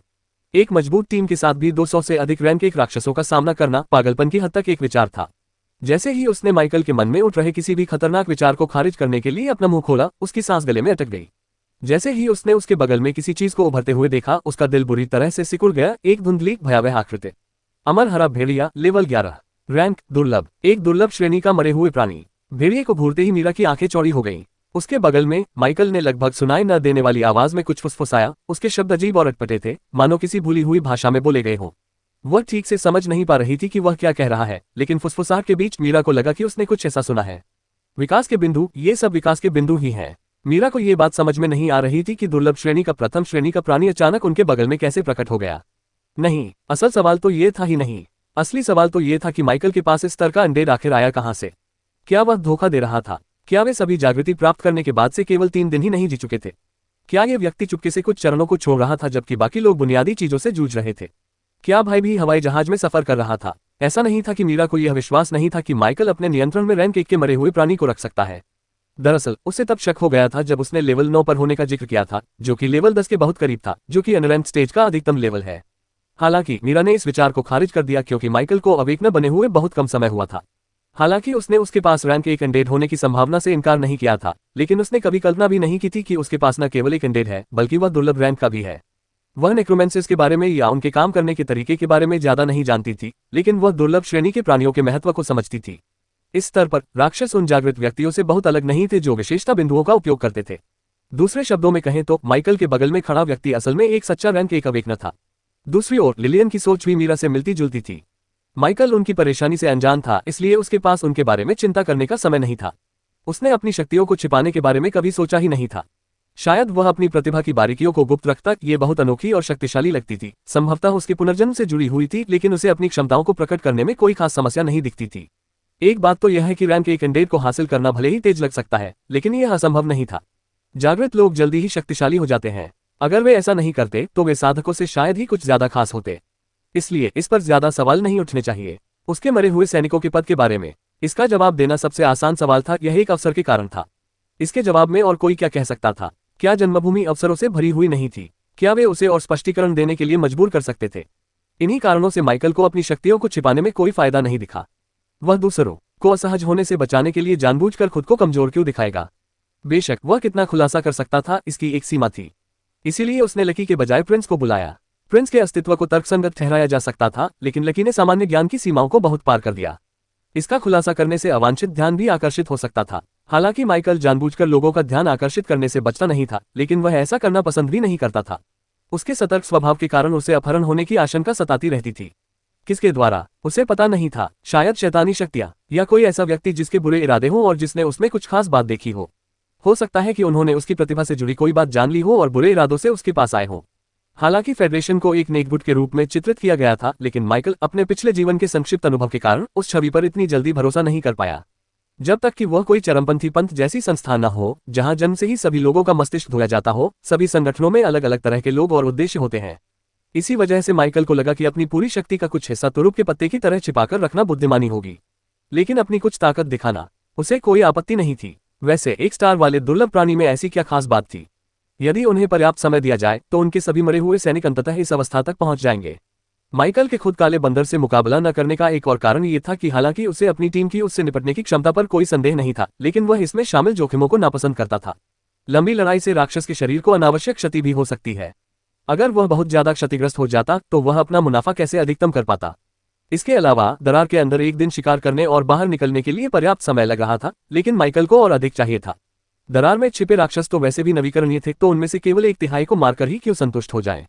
इसके अलावा अपने साथियों के साथ लाभ साझा करने का भी एक पहलू था। यहाँ मौजूद हर राक्षस विकास के संभावित बिंदुओं का प्रतिनिधित्व करता था, और उन्हें जीवित रहने देना पाप होगा या इससे भी बुरा, उन्हें किसी और के द्वारा बेचे जाने देना पाप होगा। राजकुमार के आते ही पहले शांति से आराम कर रहा काला बंदर तुरंत जाग उठा और पूरी तरह सतर्क हो गया। इसमें कुछ नहीं किया जा सकता था। प्रिंस की उपस्थिति इतनी प्रभावशाली थी कि माइकल ने इसे छिपाने की जहमत भी नहीं उठाई। ब्लैक ऐप लेवल 12, रैंक सामान्य। यह एक बहुत ही खतरनाक राक्षस था, इसीलिए माइकल इस पर समय बर्बाद करने से हिचकिचा रहा था। राजकुमार, उसका ख्याल रखना, माइकल ने शांत स्वर में आदेश दिया। जैसे ही ये शब्द उसके मुंह से निकले, हवा का एक हल्का तेज झोंका उसके पास से गुजरा और राजकुमार अपनी जगह से गायब हो गया। गोब्लिन की दुनिया में पिछली बार जाने के बाद से प्रिंस की ताकत में कोई खास वृद्धि नहीं हुई थी, केवल उसके कौशल नियंत्रण में ही स्पष्ट सुधार हुआ था। फिर भी गोब्लिन की दुनिया में लकी द्वारा दिखाई गई गति से चलने पर भी उत्पन्न हवा उतनी तीव्र नहीं थी। इसका लकी के कमजोर होने से कोई लेना देना नहीं था, दोनों एक ही गति से चलते थे। अंतर स्वयं उन दुनियाओं में निहित था कि स्तर 2 की दरार स्तर 1 की दरार की तुलना में स्पष्ट रूप से अधिक स्थिर थी, लेकिन माइकल के पास इस विवरण पर विचार करने का समय नहीं था। उसने देखा कि घनी मजबूत लताएं प्रकट हुई और काले बंदर को जकड़ लिया। प्रिंस ने अपनी प्लांट कंट्रोल क्षमता का उपयोग करके उस प्राणी को पूरी तरह से निष्क्रिय कर दिया था। ऐसा प्रतीत होता है कि प्रिंस ने माइकल के आदेश की व्याख्या उसी तरह की थी जैसे उसने गोब्लिन की दुनिया में की थी, जहां उसने और लकी ने माइकल के लिए गोब्लिनों को बंदी बनाया था ताकि वह उन्हें स्वयं मार सके। इस बात को इस तथ्य से और भी बल मिला कि राजकुमार, जो अपने पंजों के एक ही वार या काटने से काले बंदर को आसानी से खत्म कर सकता था, उसने ऐसा करने से परहेज किया। आदेश का वाक्यांश एक ही था, इसलिए प्रिंस का उसी के अनुसार कार्य करना स्वाभाविक था। खैर, ये भी ठीक है, माइकल ने बुदबुदाते हुए कहा। मुझे वैसे भी लेवल अप करना था। अपने हाथ में भाला लिए वह शांत भाव से छटपटाते हुए काले बंदर की ओर बढ़ा, जो अपनी जंजीरों से मुक्त होने के लिए हिंसक रूप से हाथ पैर मार रहा था। माइकल को काले बंदर की ओर जाते देख मीरा और लिलियन ने एक पल के लिए एक दूसरे को देखा और फिर उसके पीछे दौड़ पड़ी। वे सदमे में थे। लिलियन ने पहले ही खुद को एक कठिन लड़ाई के लिए तैयार कर लिया था, जबकि मीरा जरूरत पड़ने पर कुछ विस्फोटक फेंकने के लिए तैयार थी। लेकिन पलक झपकते ही वह राक्षस, जो उनके वर्तमान स्तर पर बेहद दुर्जय था, इतनी आसानी से पराजित हो गया कि वे इसे तुरंत स्वीकार नहीं कर सके। माफ करना दोस्तों, इस बार मैं तुम्हें मारूंगा। जब मेरा लेवल बढ़ जाएगा तो मैं अपने मरे हुए सैनिकों से भी यही काम करवा दूंगा। क्या ये ठीक है? हाँ, मीरा और लिलियन ने तुरंत संभलते हुए उत्साह से जवाब दिया। माइकल के शब्दों से यह स्पष्ट था कि वह उन्हें ले जाने की योजना बना रहा था, और ऐसे सौभाग्य को वे ठुकराते नहीं। केवल मीरा को थोड़ी असहजता महसूस हुई, गोद में उठाए जाने के कारण नहीं, बल्कि किसी चीज को आग न लगा पाने के कारण। फिर भी वह इतनी समझदार थी कि जानती थी कि उसके लिए क्या बेहतर है। कम से कम ले जाए जाने से वह सुरक्षित रूप से अपना लेवल बढ़ा सकती थी और अपने बमों को किसी और समय के लिए बचा सकती थी। मीरा ने माइकल की ओर देखा, जो अपने चेहरे पर एक जटिल भाव के साथ उस काले बंदर पर ध्यान केंद्रित किए हुए था, एक ऐसा प्राणी जो उससे 1 मीटर लंबा था। उसे समझ नहीं आ रहा था कि उसे कैसा महसूस करना चाहिए, खासकर इसलिए क्योंकि कुछ ही क्षण पहले वह इतनी आत्मविश्वासी थी। काले बंदर का आकार प्रभावशाली था और उसका रूप कठोर था, लेकिन निरंकुश शक्ति के सामने ये सब व्यर्थ था। ये जानते हुए कि राक्षस की मोटी त्वचा को भेदना मुश्किल था, माइकल ने उसके शरीर के सबसे कमजोर बिंदु को निशाना बनाया, उसकी आंख। उसके हाथ इतनी तेजी से हिल रहे थे जैसे बिजली सी दौड़ रही हो। एक आदर्श मानक मुद्रा के साथ उसके हाथ में मौजूद भाला सीधे काले बंदर की बाईं आंख में जा घुसा, सीधे उसके मस्तिष्क में घुस गया और उसे तुरंत मार डाला। आपने एक कॉमन लेवल 12 ब्लैक ऐप को मार डाला है। आपको 398 अनुभव अंक प्राप्त हुए हैं। उपन्यासों के अध्यायों को जल्दी और उच्चतम गुणवत्ता में पढ़ने के लिए गूगल पर नोबलफायर नेट वेबसाइट खोजें। आपने अपने स्तर से 3 स्तर ऊंचे राक्षस को मार गिराया, जिससे आपको 4 गुना अनुभव गुणक प्राप्त हुआ। आपको 1592 अनुभव अंक प्राप्त हुए हैं। ऊपर का स्तर, आप लेवल 10 पर पहुंच गए हैं। आप अनरैंक्ड स्टेज के अधिकतम स्तर पर पहुंच चुके हैं। अनुभव अंक अर्जित करने और स्तर बढ़ाने के लिए रैंक बढ़ाएं। आप नेक्रोमेंसर अप्रेंटिस के लिए अधिकतम स्तर पर पहुंच चुके हैं। एडेप्ट नेक्रोमेंसर के रूप में रैंक अप करने और आगे लेवल बढ़ाने के लिए अपना रैंक एडवांसमेंट क्वेस्ट पूरा करें। रैंक एडवांसमेंट क्वेस्ट जनरेट हो रहा है। क्वेस्ट जनरेट हो गई। उन्नति खोज 10 रैंक 1 एंडेड है 2/10। तारांकन तारांकन तारांकन तारांकन। नाम माइकल नॉमन। वर्ग नेक्रोमेंसर अप्रेंटिस मैक्स। स्तर 10 अधिकतम। EXP 2000 max. शक्ति 7.60.3 कैरेट। फुर्ती 13.60.5 कैरेट। संविधान 9.20.3 कैरेट। बुद्धि 46.31। 0 कैरेट। विशेषता अंक 19। कौशल, मरे हुए प्राणियों को बुलाना, मरे हुए प्राणियों को पुनर्जीवित करना, पता लगाना, बुनियादी निशाना लगाना, इंद्रियों को साझा करना। प्रतिभा, अनंत विकास। Class skill, contract slot 18/20। साम्राज्य के साथ कहानियों की खोज करें। उपहार, उत्पत्ति का चिन्ह, तारांकन तारांकन तारांकन तारांकन। नेक्रोमेंसर क्लास एडवांसमेंट रूट, अवर्गीकृत नेक्रोमेंसर अप्रेंटिस स्तर 1-10। रैंक 1 कुशल नेक्रोमेंसर स्तर 11-25। रैंक 2 तीसरा स्थान। प्रश्नवाचक चिन्ह प्रश्नवाचक चिन्ह प्रश्नवाचक चिन्ह प्रश्नवाचक चिन्ह। तारांकन तारांकन तारांकन तारांकन। विकास मार्ग, वन भेड़िया सामान्य श्रेणी 1-3 सितारे। हरा भरा भेड़िया दुर्लभ श्रेणी 1 तारा प्रजाति। रेडथॉर्न वुल्फ दुर्लभ श्रेणी 3 सितारा प्रजाति। प्रश्नवाचक चिन्ह प्रश्नवाचक चिन्ह प्रश्नवाचक चिन्ह प्रश्नवाचक चिन्ह प्रश्नवाचक चिन्ह प्रश्नवाचक चिन्ह। गोब्लिन, गोब्लिन सामान्य श्रेणी 1 सितारा राक्षस। हॉबगोब्लिन सामान्य श्रेणी 3 सितारा राक्षस। प्रश्नवाचक चिन्ह प्रश्नवाचक चिन्ह प्रश्नवाचक चिन्ह। आखिरकार यह आ गया। हर चीज में संतुलन का सच्चा भाव था। उन्नति की खोज, ये साधकों के लिए एक बड़ी बाधा के समान है, लेकिन इसे जागृत लोगों के लिए विशेष रूप से तैयार किया गया है। प्रत्येक रैंक के अधिकतम स्तर पर एडवांसमेंट क्वेस्ट को पूरा किए बिना आगे बढ़ना संभव नहीं था। कठिनाई का स्तर व्यक्ति की कक्षा और भाग्य के आधार पर बहुत भिन्न होता था। हालांकि इस खोज को पूरा करने से अपार शक्ति प्राप्त होती थी, जो व्यक्ति को एक उच्चतर प्राणी बनने के करीब ले जाती थी। सौभाग्य से माइकल को एक आसान रैंक एडवांसमेंट क्वेस्ट मिल गया था। एक ऐसा कार्य जो दूसरों के लिए कठिन लग सकता है, लेकिन उसके लिए यह संभव था। उन्नति लक्ष्य 10 रैंक के कैंडिडेट प्राप्त करें। प्रगति 2/10। ये तो बहुत बढ़िया है, माइकल ने धीरे से कहा। मुझे उम्मीद थी कि मुझे ऐसी कोई चीज नहीं मिलेगी जिससे मेरा लेवलिंग प्रोसेस हफ्तों या उससे भी बदतर महीनों तक धीमा हो जाए। शुक्र है, यह उतना बुरा नहीं है। किसी भी जागृत व्यक्ति के लिए एक ही स्तर पर बहुत लंबे समय तक अटके रहने का विचार निराशाजनक था। माइकल ने फोरम में पढ़ा था कि किसी रैंक के अधिकतम स्तर पर रहते हुए अर्जित किए गए सभी अनुभव अंक पूरी तरह से बेकार हो जाते हैं। वे जमा भी नहीं होते। अभी के लिए भले ही वह इस दरार में मौजूद हर ब्लैक ऐप को खत्म कर दे, ये प्रयास व्यर्थ होगा क्योंकि उस अनुभव का उपयोग लेवल अप करने के लिए नहीं किया जा सकता है। मेरे पास पहले से ही 2 रैंक के कैंडिडेट हैं जो मेरे इवोल्यूशन पॉइंट्स की बदौलत हैं। एक रैंक के कैंडिडेट के लिए केवल 6 पॉइंट्स लगते हैं, इसलिए ज्यादा से ज्यादा मैं इसे अगले 2 दिनों में पूरा कर लूंगा। किसी भी अन्य नेक्रोमेंसर प्रशिक्षु के लिए यह मिशन बेहद चुनौतीपूर्ण होता। उन्हें अपने 10 मरे हुए सैनिकों को रैंक 1 तक पहुंचाना होता। प्रत्येक कैंडिडेट को लेवल अप करने के लिए औसतन 2000 अनुभव अंक की आवश्यकता होती है, इसलिए इस कार्य को पूरा करने में काफी प्रयास और समय लगेगा। फिर भी यह उसके लिए मिलने वाले सबसे बुरे प्रकार के उन्नति मिशन में से एक नहीं था। 10 नेक्रोमेंसी मंत्र सीखे जैसा कुछ तो और भी बुरा होता। जादू टोने में मजबूत आधार के बिना मुख्य रूप से जागृतकर्ता के रूप में बिताए गए कम समय के कारण माइकल जानता था कि उसे ऐसा कार्य पूरा करने की कोई उम्मीद नहीं होगी। अगर ऐसा होता तो अवेकनर अकादमी में प्रवेश करना महज एक दूर का सपना होता। यह भी कहा जाता है कि पहले एडवांसमेंट क्वेस्ट से शुरू होकर बाद वाले क्वेस्ट विवरण के आधार पर अनुवर्ती हो सकते हैं, माइकल ने सोचा। किसी भी तरह से यह खोज उसके लिए एकदम सही थी। यह एक तीर से 2 निशाने साधने जैसा था, जिससे यह उसके लिए सबसे अच्छा परिणाम साबित हुआ जिसकी वह उम्मीद कर सकता था। नेक्रोमेंसर या बीस्ट टैमर जैसी क्लासों के लिए यह आमतौर पर माना जाता था कि उनके मिनियन उनसे 2 रैंक से अधिक ऊपर नहीं होने चाहिए। यदि ऐसा होता तो इस बात का काफी खतरा था कि वे जीव उनके नियंत्रण से मुक्त हो जाएंगे और ज्यादातर मामलों में अपने स्वामी के खिलाफ विद्रोह कर देंगे। माइकल चाहे 125 विकास अंक भी जमा कर ले, जिसके बारे में उसे संदेह था कि लकी को असाधारण श्रेणी के एंडेड में विकसित करने के लिए यह पर्याप्त होगा। फिर भी इस बात की काफी संभावना थी कि वह रैंक 1 के शिखर पर रुकने के बजाय सीधे रैंक 2 पर पहुंच जाए। यह एक समस्या होगी। माइकल ऐसी स्थिति का सामना नहीं करना चाहता था जहां जिन मरे हुओं में उसने भारी निवेश किया था वे उसके खिलाफ हो जाएं। न ही वह किसी असाधारण स्तर के प्राणी से आमने सामने की टक्कर का जोखिम उठाना चाहता था। हालांकि अपनी उन्नति की खोज के बदौलत अब उसके पास अपने अन्य मरे हुए साथियों पर ध्यान केंद्रित करने का और भी अधिक कारण था। एडवांसमेंट क्वेस्ट्स में कुछ ऐसा था जो बेहद आकर्षक था। वे केवल प्रगति का संकेत नहीं देते थे, वे अवसर भी प्रदान करते थे। एक तरह से एडवांसमेंट क्वेस्ट एक ठोस नींव रखने जैसा था। प्रत्येक रैंक उन्नति से सभी आंकड़ों में कम से कम 29% की वृद्धि हुई, जिसमें सबसे महत्वपूर्ण आंकड़ों में 50% तक की वृद्धि हुई। एडवांस होने से पहले आपके स्टैट्स जितने मजबूत होंगे, एडवांस होने के बाद आप उतने ही अधिक शक्तिशाली बनेंगे। माइकल को लगा कि यही एक कारण था कि जागृत लोगों को साधना करने के लिए प्रोत्साहित किया जाता था। दुर्भाग्यवश उसके पास इतना समय नहीं था। फिर भी रैंक में उन्नति को सामान्य से अधिक फायदेमंद बनाने के तरीके थे।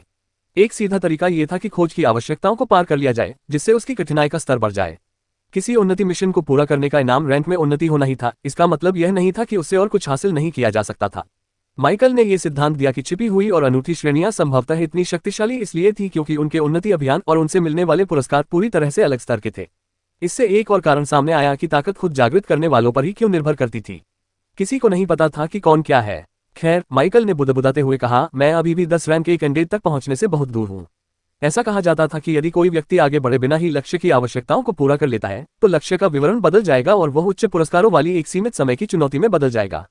रैंक में उन्नति से न केवल शक्ति में वृद्धि होती थी, बल्कि जागृत व्यक्ति को नए कौशल भी प्राप्त होते थे। इसलिए इससे भी अधिक पुरस्कार मिलना निश्चित रूप से बहुत अच्छा होता था। बुनियादी आवश्यकता पूरी करने के बाद माइकल ने फैसला किया कि अपने अंतिम 10 मरे हुए प्राणियों को एक ही बार में पूरा करने के लिए पर्याप्त विकास अंक जमा करना बेहतर होगा। उनकी पदोन्नति को लेकर अभी भी कई बातों पर विचार करना बाकी था, लेकिन फिलहाल उनकी प्राथमिकताएं कुछ और थीं। क्या आपका लेवल बढ़ गया? माइकल ने अपने बगल में एक आवाज सुनी और मुड़कर देखा तो मीरा उससे बात कर रही थी। हाँ, मैं पहले से ही अधिकतम स्तर पर हूँ। अद्भुत, लिलियन ने शर्माते हुए हकलाते हुए कहा, उसकी आवाज में विस्मय स्पष्ट था। क्या उसे हमेशा हकलाना पड़ता है? माइकल ने कुछ पल के लिए सोचा और अनुमान लगाया कि क्या लिलियन स्वभाव से ही शर्मीली थी। क्या आप अब शव को सुरक्षित रख सकते हैं? उसने लिलियन से यह सवाल पूछा। जी, उसने तुरंत जवाब दिया। चूंकि इस काम को संभालने के लिए कोई और था, इसलिए माइकल को अपने लिए चीजें और मुश्किल बनाने का कोई कारण नहीं दिखा। लिलियन ने काले बंदर के विशालकाय शरीर को तुरंत सुरक्षित स्थान पर रख दिया। माइकल ने फिर से बोलना शुरू किया, उसकी आवाज में एक दबंगपन आ गया था। उनकी ताकत के कारण अवचेतन रूप से ही टीम लीडर की भूमिका धीरे धीरे उनके पास आ गई थी। हमारे पास यहाँ सिर्फ एक दिन है, इसलिए इसका भरपूर फायदा उठाने की कोशिश करते हैं, उसने गंभीर भाव से कहा। हालांकि मन ही मन उसने आगे कहा, और इसका भरपूर फायदा उठाने का मतलब है इस दरार में बसी हर चीज को साफ कर देना। दोनों लड़कियों को माइकल की बातों पर कोई आपत्ति नहीं थी और उन्होंने उसके पीछे पीछे चलकर अपनी खोज जारी रखी। अपने खोजी दल के साथ आगे बढ़ते हुए माइकल ने जल्दी ही उन खतरनाक राक्षसों का पता लगा लिया। हालांकि चूंकि वह पहले से ही अधिकतम स्तर पर था और उन्हें मारने से अनुभव अंक बर्बाद हो जाते, इसलिए वह अपनी पहले से बनाई योजना पर अड़ा रहा। उसने मीरा और लिलियन को हत्याओं का जिम्मा सौंपा, ये सुनिश्चित करते हुए कि दोनों आपस में इस अनुभव को साझा करें। कुछ ही समय बाद कई और राक्षसों को खत्म करने के बाद दोनों लड़कियां भी अधिकतम स्तर पर पहुंच गईं। यह कोई आश्चर्य की बात नहीं थी। इस दरार में मौजूद राक्षस गोबलिन की दुनिया के राक्षसों की तुलना में कहीं अधिक शक्तिशाली थे, जो कमजोर गोबलिनों से भरी हुई थी। उपन्यासों के अध्यायों को पहले और सर्वोत्तम गुणवत्ता में पढ़ने के लिए गूगल पर novelfire.net वेबसाइट खोजें। अवेकने के लिए अनुभवन के आधार पर गुणा किए जाते थे कि पराजित राक्षस अवेकने की तुलना में कितने अधिक शक्तिशाली थे। उस दरार में रैंक 1 के राक्षस भरे पड़े थे, जो दोनों लड़कियों में सबसे ताकतवर लिलियन से भी कम 5 स्तर ऊपर थे, जिसने दरार में लेवल 5 पर प्रवेश किया था। प्रत्येक हत्या से लगभग तुरंत लेवल अप की गारंटी मिल जाती थी। स्वाभाविक रूप से दोनों ने देखते ही देखते अधिकतम लेवल प्राप्त कर लिया। माइकल के शांत स्वभाव की तुलना में मीरा और लिलियन अपनी तीव्र गति से हो रही वृद्धि से अभिभूत थीं। उन्होंने कुछ खास नहीं किया था, वास्तव में लगभग कुछ भी नहीं, और फिर भी वे काफी मजबूत हो गए थे। यह एहसास बेहद लत लगाने वाला था। अगर वे सावधान नहीं रहे तो हो सकता है कि वे खुद को इस बात का विरोध करने में असमर्थ पाए कि जब भी वे किसी दरार में प्रवेश करने की योजना बनाएं, तो वे हमेशा माइकल को अपना साथी बनने के लिए आमंत्रित करें। अगर माइकल को उनके विचार पता चल जाए तो वह बेहद खुश हो जाएगा। वह ऐसा क्यों नहीं करेगा? अधिक निमंत्रणों का मतलब था अधिक प्रतिभाशाली प्रतिभागियों की संख्या, और अधिक प्रतिभागियों का मतलब था विकासन खरीदने के लिए अधिक धन। वह ये सुझाव भी दे सकता है कि वे पूरी टीम को भंग कर दें और व्यक्तिगत रूप से प्रतिभाशाली लोगों के लिए आवेदन करें और सहायता के लिए अपने मरे हुए साथियों को उन्हें देने की पेशकश करें। एसोसिएशन भी उन्हें नहीं रोकेगी। ऐसा लग रहा था मानो किसी खामी का फायदा उठा रहे हों, लेकिन ऐसे अवसरों का लाभ केवल जागृत व्यक्ति ही उठा सकते थे। साधारण साधक तो अकेले ही किसी दरार को पार करने के बारे में सोच भी नहीं सकते थे। ऐसा कोई नियम भी नहीं था जो उसे एक से अधिक टीमों का साथी खिलाड़ी बनने से रोकता हो। जहां मीरा और लिलियन अपनी परस्पर विरोधी भावनाओं से जूझ रही थी, वहीं माइकल उनकी प्रगति की गति से पूरी तरह संतुष्ट था। हालांकि उसे अन्य जागृत व्यक्तियों के लड़ने के तरीके और तकनीकों के बारे में थोड़ी जिज्ञासा थी, लेकिन उन्हें देखने में उसकी कोई खास दिलचस्पी नहीं थी। उसका पूरा ध्यान अगले 24 घंटों में मारे जाने वाले अनगिनत राक्षसों पर केंद्रित था। दरार में और अधिक राक्षसों की तलाश में समय बिताना उसे दूसरों के प्रदर्शन को देखने की तुलना में कहीं अधिक संतोषजनक लगा। मीरा और लिलियन को रैंक एडवांसमेंट क्वेस्ट के रूप में क्या मिला? माइकल को इससे कोई फर्क नहीं पड़ता। माइकल के नेतृत्व में और उसके मरे हुए साथियों के आगे आगे खोजबीन करने के साथ समूह ने अगले कुछ घंटों में कुशलतापूर्वक दर्जनों और काले बंदरों का शिकार किया। तारांकन तारांकन तारांकन तारांकन तारांकन। नाम माइकल नॉमन। वर्ग नेक्रोमेंसर अप्रेंटिस मैक्स। स्तर 10 अधिकतम। EXP 2000 max. शक्ति 7.6। फुर्ती 13.6। संविधान 9.2। खुफिया जानकारी 46। 3 विशेषता अंक 19। कौशल मरे हुए प्राणियों को बुलाना, मरे हुए प्राणियों को पुनर्जीवित करना, पता लगाना, बुनियादी निशाना लगाना, इंद्रियों को साझा करना, भाला चलाना। प्रतिभा अनंत विकास। Class skill contract slot 18/20। उपहार उत्पत्ति का चिन्ह। तारांकन तारांकन तारांकन तारांकन। उन्नति लक्ष्य 10 रैंक 1 एंडेड प्राप्त करें। प्रगति 2/10। तारांकन तारांकन तारांकन तारांकन। Necromancer class advancement root. अवर्गीकृत नेक्रोमेंसर अप्रेंटिस स्तर 110। रैंक 1 कुशल नेक्रोमेंसर स्तर 11/25। रैंक 2 तीसरा स्थान। प्रश्नवाचक चिन्ह प्रश्नवाचक चिन्ह प्रश्नवाचक चिन्ह प्रश्नवाचक चिन्ह। चूंकि पूरी टीम पहले ही अधिकतम स्तर पर पहुंच चुकी थी, इसलिए माइकल ने सभी अनुभव अंक प्रिंस को देने का फैसला किया। अपने आसपास के क्षेत्र में एकमात्र वास्तव में योग्य व्यक्ति होने के अलावा माइकल के पास एक और कारण था। वह एक प्रयोग करना चाहता था। क्या अधिक शक्तिशाली एंडेड विकास के बाद अधिक शक्तिशाली रूप धारण कर लेता है? माइकल को इस बात का संदेह था, लेकिन उसे प्रत्यक्ष परीक्षण के माध्यम से इसकी पुष्टि करने की आवश्यकता थी। अब हमारे पास कितनी लाशें हैं? माइकल ने लिलियन की ओर मुड़कर पूछा। 70, उसने उत्तर दिया। 4 घंटे बीत चुके थे और वे इतने रैंक 1 के राक्षसों को मारने में कामयाब हो गए थे। अधिकांश लोगों के लिए और यहाँ तक कि मीरा और लिलियन के लिए भी यह एक प्रभावशाली संख्या थी। हालांकि माइकल को ये बहुत धीमी लगी। उसे थोड़ी राहत सिर्फ इस बात से मिली कि इतनी बड़ी संख्या में लोगों को मारने के बावजूद दरार से बाहर निकलने का पोर्टल अभी तक प्रकट नहीं हुआ था। इसका मतलब ये था कि उन्होंने अभी तक 1/3 राक्षसों को भी नहीं मारा था, जिसका अर्थ है कि दरार में कम से कम 200 राक्षस मौजूद थे। जितने ज्यादा राक्षस होंगे उतना ही ज्यादा पैसा मिलेगा। माइकल ने यह भी सुनिश्चित किया था कि सभी शव इतनी अच्छी स्थिति में हो कि प्रत्येक शव की कम से कम $3000 की कीमत मिल सके। अगर वे सभी 70 को उस कीमत पर बेच देते तो कुल मिलाकर $210,000 हो जाते, जो कि उसने लेवल 1 क्रैक से कमाए गए पैसे से दोगुने से भी अधिक होता। हाँ, उस दरार में भूत प्रेत भरे हुए थे, लेकिन फिर भी इस एहसास ने माइकल को और भी अधिक राक्षसों का शिकार करने के लिए उत्सुक कर दिया। इसके अलावा लिलियन द्वारा उद्धृत संख्या वही थी जो उसने अपने जन्मस्थान में अपने स्थान को दर्शाने के लिए रखी थी। माइकल के पास अनडेड रिवाइवल के लिए अपने मूल चिन्ह में कुछ थोड़े क्षतिग्रस्त काले बंदरों के शव थे। वह ये नहीं भूला था कि उसे लेवल 10 पर अपने अधिकतम एंडेडिड की संख्या तक पहुंचने के लिए 2 और एंडेडिड की आवश्यकता थी। मीरा और लिलियन के अधिकतम स्तर पर पहुंचने और उन्हें मिलने वाले लाभ को देखने के बाद उन्होंने लाभ साझा करने का फैसला किया। उन्होंने 90-10 के बंटवारे का प्रस्ताव रखा, जिसमें माइकल को 90% हिस्सा मिलना था। हालांकि यह अतिशयोक्तिपूर्ण लग सकता है, लेकिन ये समझ में आता है क्योंकि काफी हद तक माइकल की वजह से ही वे दरार से बिना किसी नुकसान के बाहर निकलने में कामयाब रहे और बिना कुछ खास किए बस साथ चलते हुए ही जीवित बच गए। हालांकि माइकल जितना भी लालची था उतना भी नहीं था। आखिरकार उसने कुछ राक्षसों को अपने कब्जे में ले लिया था। माइकल ने उनसे बंटवारे पर पुनर्विचार करवाया और अंत में वे 80-20 के विभाजन पर सहमत हुए, जिसमें दोनों लड़कियां अपने द्वारा कमाए गए मुनाफे का 20% हिस्सा आपस में बांट लेंगी। माइकल परिणाम से बेहद खुश था। चूंकि हर कोई अपना अधिकतम लाभ प्राप्त करना चाहता था, इसलिए बिना आराम किए उन्होंने पूरी दरार को पार कर लिया। अगले 15 घंटों में निकास द्वार चौथी बार खुला, जिससे ये संकेत मिला कि दरार में मौजूद आखिरी राक्षस को आखिरकार मार दिया गया था। अब कितने बचे हैं, लिलियन? माइकल ने हाल ही में मारे गए काले बंदर को एक तरफ रखते हुए पूछा। मुझे लगता है 340, लिलियन ने थोड़ा अनिश्चित होकर जवाब दिया। माइकल, जो खुद भी अंदाजा लगा रहा था, उसे भी लगा कि संख्या लगभग इतनी ही होनी चाहिए। लिलियन अब उसके आसपास उतनी शर्मीली नहीं थी, इसलिए वह पहले की तरह हकलाती भी नहीं थी, हालांकि उसकी आवाज अभी भी धीमी थी। 340 है ना? अगर ये सभी कम से कम $3000 में बिकते हैं तो हमें $10 लाख से ज्यादा मिलेंगे, माइकल ने उत्साह से कहा। मीरा और लिलियन की आंखें भी चमक उठी। उन तीनों में एक बात समान थी और वो थी गरीबी। हालांकि मीरा और लिलियन कुल आय का केवल 20% हिस्सा ही आपस में बांटने वाली थी, लेकिन अगर सब कुछ कम से कम $10 लाख में बिकता तो प्रत्येक को कम से कम $100,000 मिलते, और वह भी बिना कुछ खास किए। ये बिल्कुल वैसा ही जीवन था जिसका वे सपना देखते थे। हालांकि इससे सिर्फ इन तीनों को ही फायदा नहीं हुआ, प्रिंस को भी इसका लाभ मिला। माइकल इसकी प्रगति पर नजर रख रहा था। व्यक्तिगत रूप से 300 से अधिक रैंक 1 राक्षसों को मारने के बाद राजकुमार 6 बार लेवल अप करने में कामयाब रहा, जिससे उसने लगभग 112,000 अनुभव अर्जित किए। अब ये लेवल 17 पर था, लकी से सिर्फ एक लेवल पीछे। माइकल इसकी तीव्र वृद्धि से रोमांचित था, हालांकि उसे थोड़ी चिंता भी महसूस हो रही थी। हालांकि देखने में लग रहा था कि रैंक 2 तक पहुंचना ज्यादा मुश्किल नहीं होगा, लेकिन वास्तविकता इससे बिल्कुल अलग थी। उन्होंने गौर किया कि रैंक 1 से शुरू होकर प्रत्येक स्तर के लिए पिछले स्तर की तुलना में 50% अधिक अनुभव की आवश्यकता होती है। लेवल 11 से 12 3500 EXP, लेवल 12 से 13 5250 EXP। माइकल ने तुरंत मन ही मन गणना की। लेवल 11 से शुरू होकर रैंक 1 की शिखर लेवल 25 तक पहुंचने के लिए कम से कम 2 मिलियन EXP की आवश्यकता होगी। ये संख्या बहुत बड़ी थी। इससे भी बुरी बात यह थी कि एक जादूगर होने के नाते यदि वह अपनी श्रेणी के लाभ का त्याग नहीं करना चाहता तो उसकी प्रगति और भी धीमी होगी।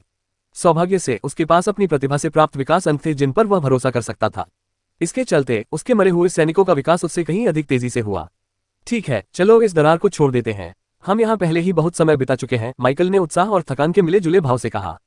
हालांकि उन्होंने खुद ज्यादा लड़ाई नहीं लड़ी थी, लेकिन घंटों तक लगातार इधर उधर घूमना मानसिक रूप से थका देने वाला और शारीरिक रूप से ऊर्जा नष्ट करने वाला था, चाहे उनके आंकड़े कितने भी ऊंचे क्यों न हो। जैसे ही वे बाहर निकलने की ओर बढ़े, माइकल के मन में यह सवाल उठने लगा कि दरारें वास्तव में कितनी बड़ी हो सकती हैं। शायद कहीं कोई ऐसी जगह भी हो जो मूल रूप से एक पूरी दुनिया हो, उसने मन ही मन सोचा। यह विचार अकल्पनीय नहीं लगा। शायद औरोरा क्षेत्र स्वयं एक दरार से ज्यादा कुछ नहीं था। उस दरार में करने के लिए कुछ भी न बचने पर तीनों की टीम निकास पोर्टल से बाहर निकलकर वास्तविक दुनिया में लौट आए। जैसे ही वे बाहर निकले, उन्होंने सुपरवाइजर को बुलाने के लिए बटन दबाया। लेवल 2 की दरार वाले कमरे का आकार माइकल द्वारा ओल्ड मैन लियू के साथ देखे गए कमरे की तुलना में कहीं अधिक बड़ा और परिष्कृत था। इसके मुकाबले ये जगह किसी महल जैसी, लगभग स्वर्ग जैसी लग रही थी।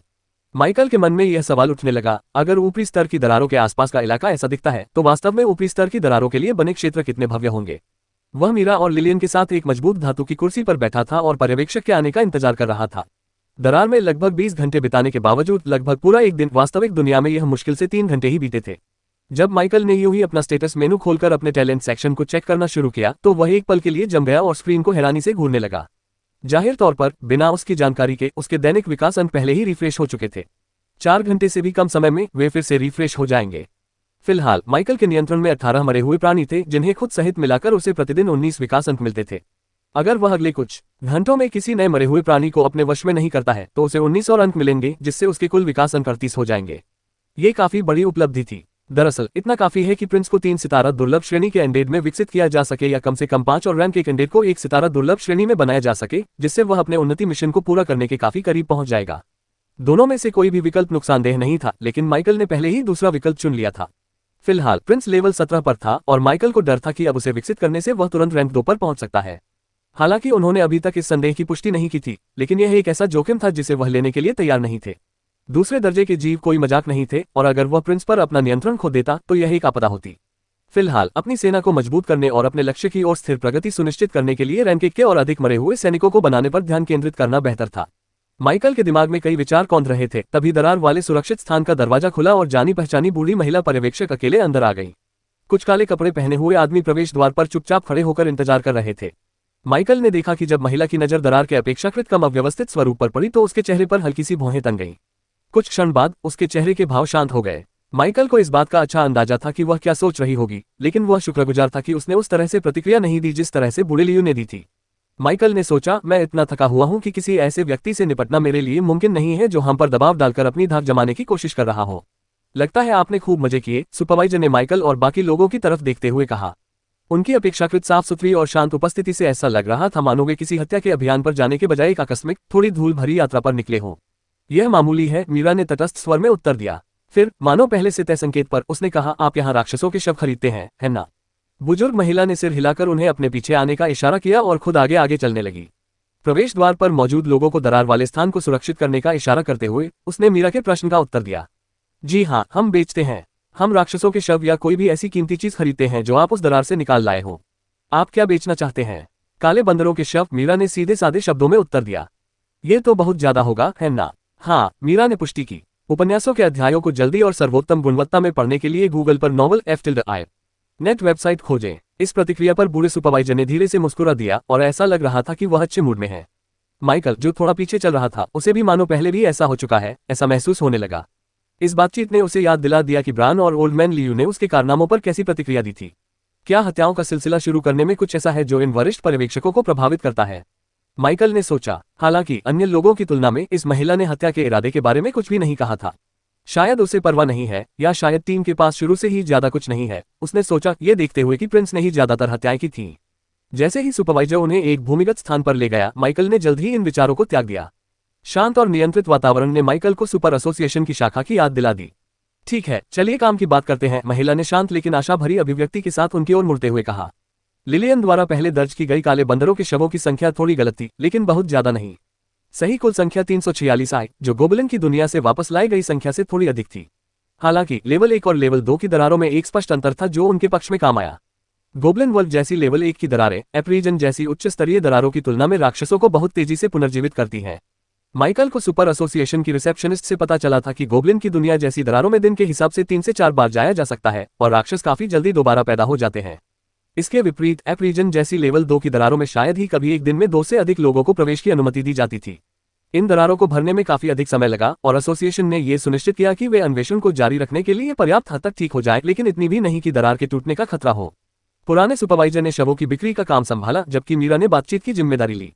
जब माइकल ने दोनों महिलाओं को मोलभाव करते देखा तो वह पसीना बहाने से खुद को रोक नहीं पाया।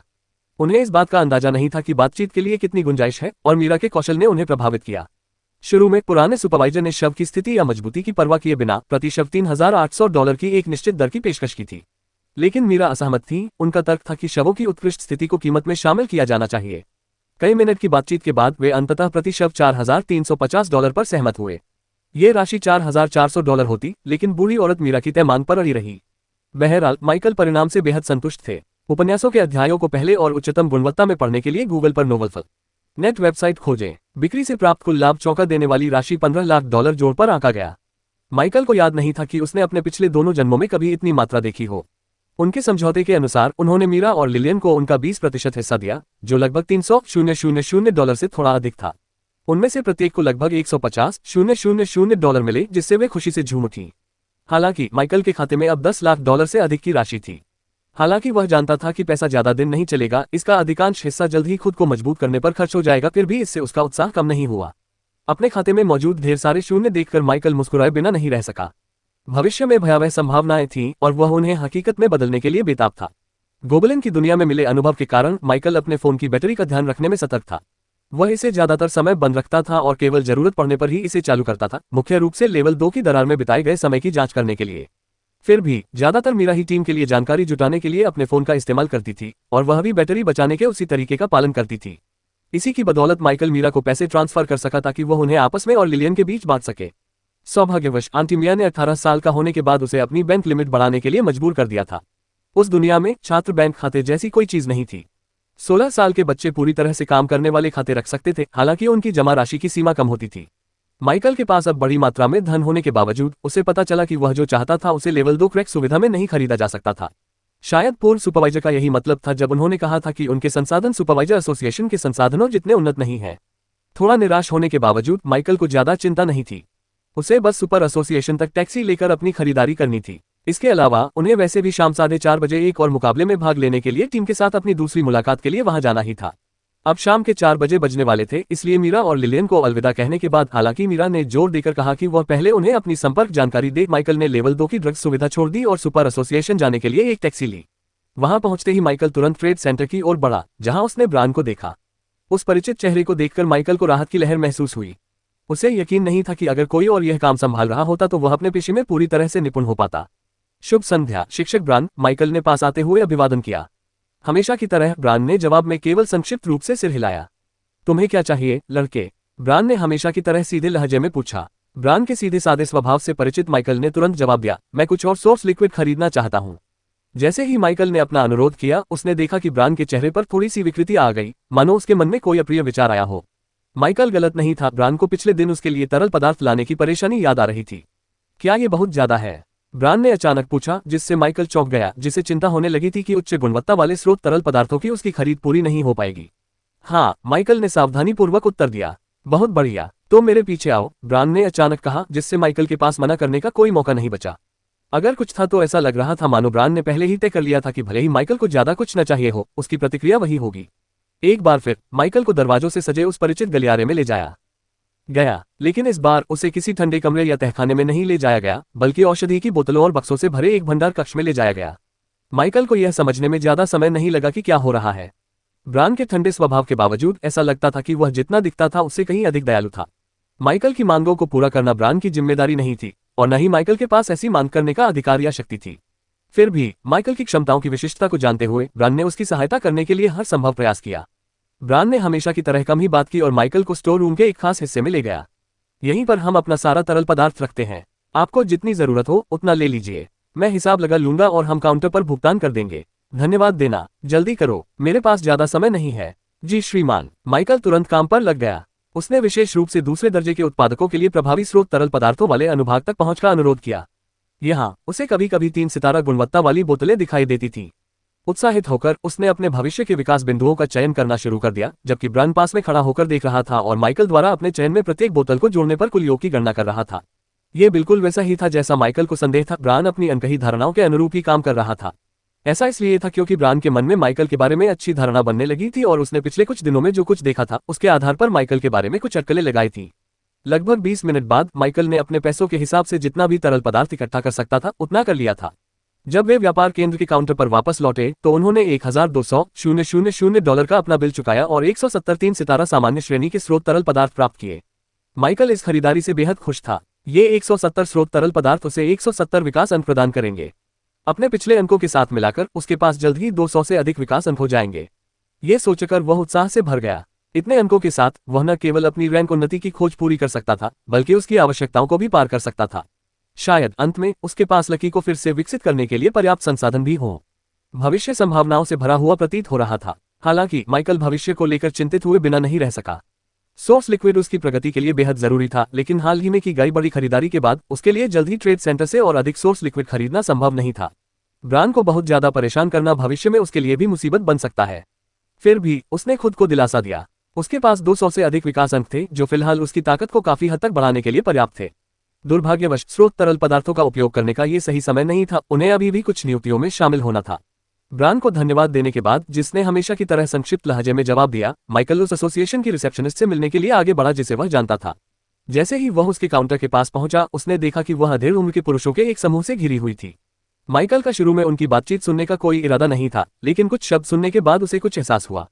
ये अधेड़ उम्र के पुरुष आगामी अभियान के लिए उनके साथी थे। तारांकन तारांकन तारांकन तारांकन तारांकन। प्रतिभा अनंत विकास, विकास अंक 38, विकसित होने योग्य, लकी अनडेड रेडथॉर्न वुल्फ लेवल 18, अपर्याप्त विकास अंक, विकसित किया जा सकता है। राजकुमार अमर हरा भेड़िया स्तर 17, पर्याप्त विकास अंक, विकसित किया जा सकता है। अमर वन भेड़िया स्तर 6, पर्याप्त विकास अंक, विकसित किया जा सकता है। हॉबगोब्लिन गोब्लिन लेवल 5, पर्याप्त विकास अंक, विकसित किया जा सकता है। तारांकन तारांकन तारांकन तारांकन। नाम माइकल नॉमन। वर्ग नेक्रोमेंसर अप्रेंटिस मैक्स। स्तर 10 अधिकतम। EXP 2000 max. शक्ति 7.6, फुर्ती 13.6, संविधान 9.2, खुफिया जानकारी 46.3, विशेषता अंक 19, कौशल मरे हुए प्राणियों को बुलाना, मरे हुए प्राणियों को पुनर्जीवित करना, पता लगाना, बुनियादी निशाना लगाना, इंद्रियों को साझा करना। प्रतिभा अनंत विकास। क्लास स्किल कॉन्ट्रैक्ट स्लॉट 18/20, उपहार उत्पत्ति का चिन्ह। तारांकन तारांकन तारांकन तारांकन। उन्नति लक्ष्य 10 रैंक 1 कैंडिडेट प्राप्त करे, प्रगति 2/10। तारांकन तारांकन तारांकन तारांकन। नेक्रोमेंसर क्लास एडवांसमेंट रूट, अवर्गीकृत नेक्रोमेंसर अप्रेंटिस स्तर 110, रैंक 1 कुशल नेक्रोमेंसर स्तर 11/25, रैंक 2 तीसरा स्थान। प्रश्नवाचक चिन्ह प्रश्नवाचक चिन्ह प्रश्नवाचक चिन्ह प्रश्नवाचक चिन्ह। अपने साथियों की शक्ल सूरत देखकर माइकल थोड़ा हैरान रह गया।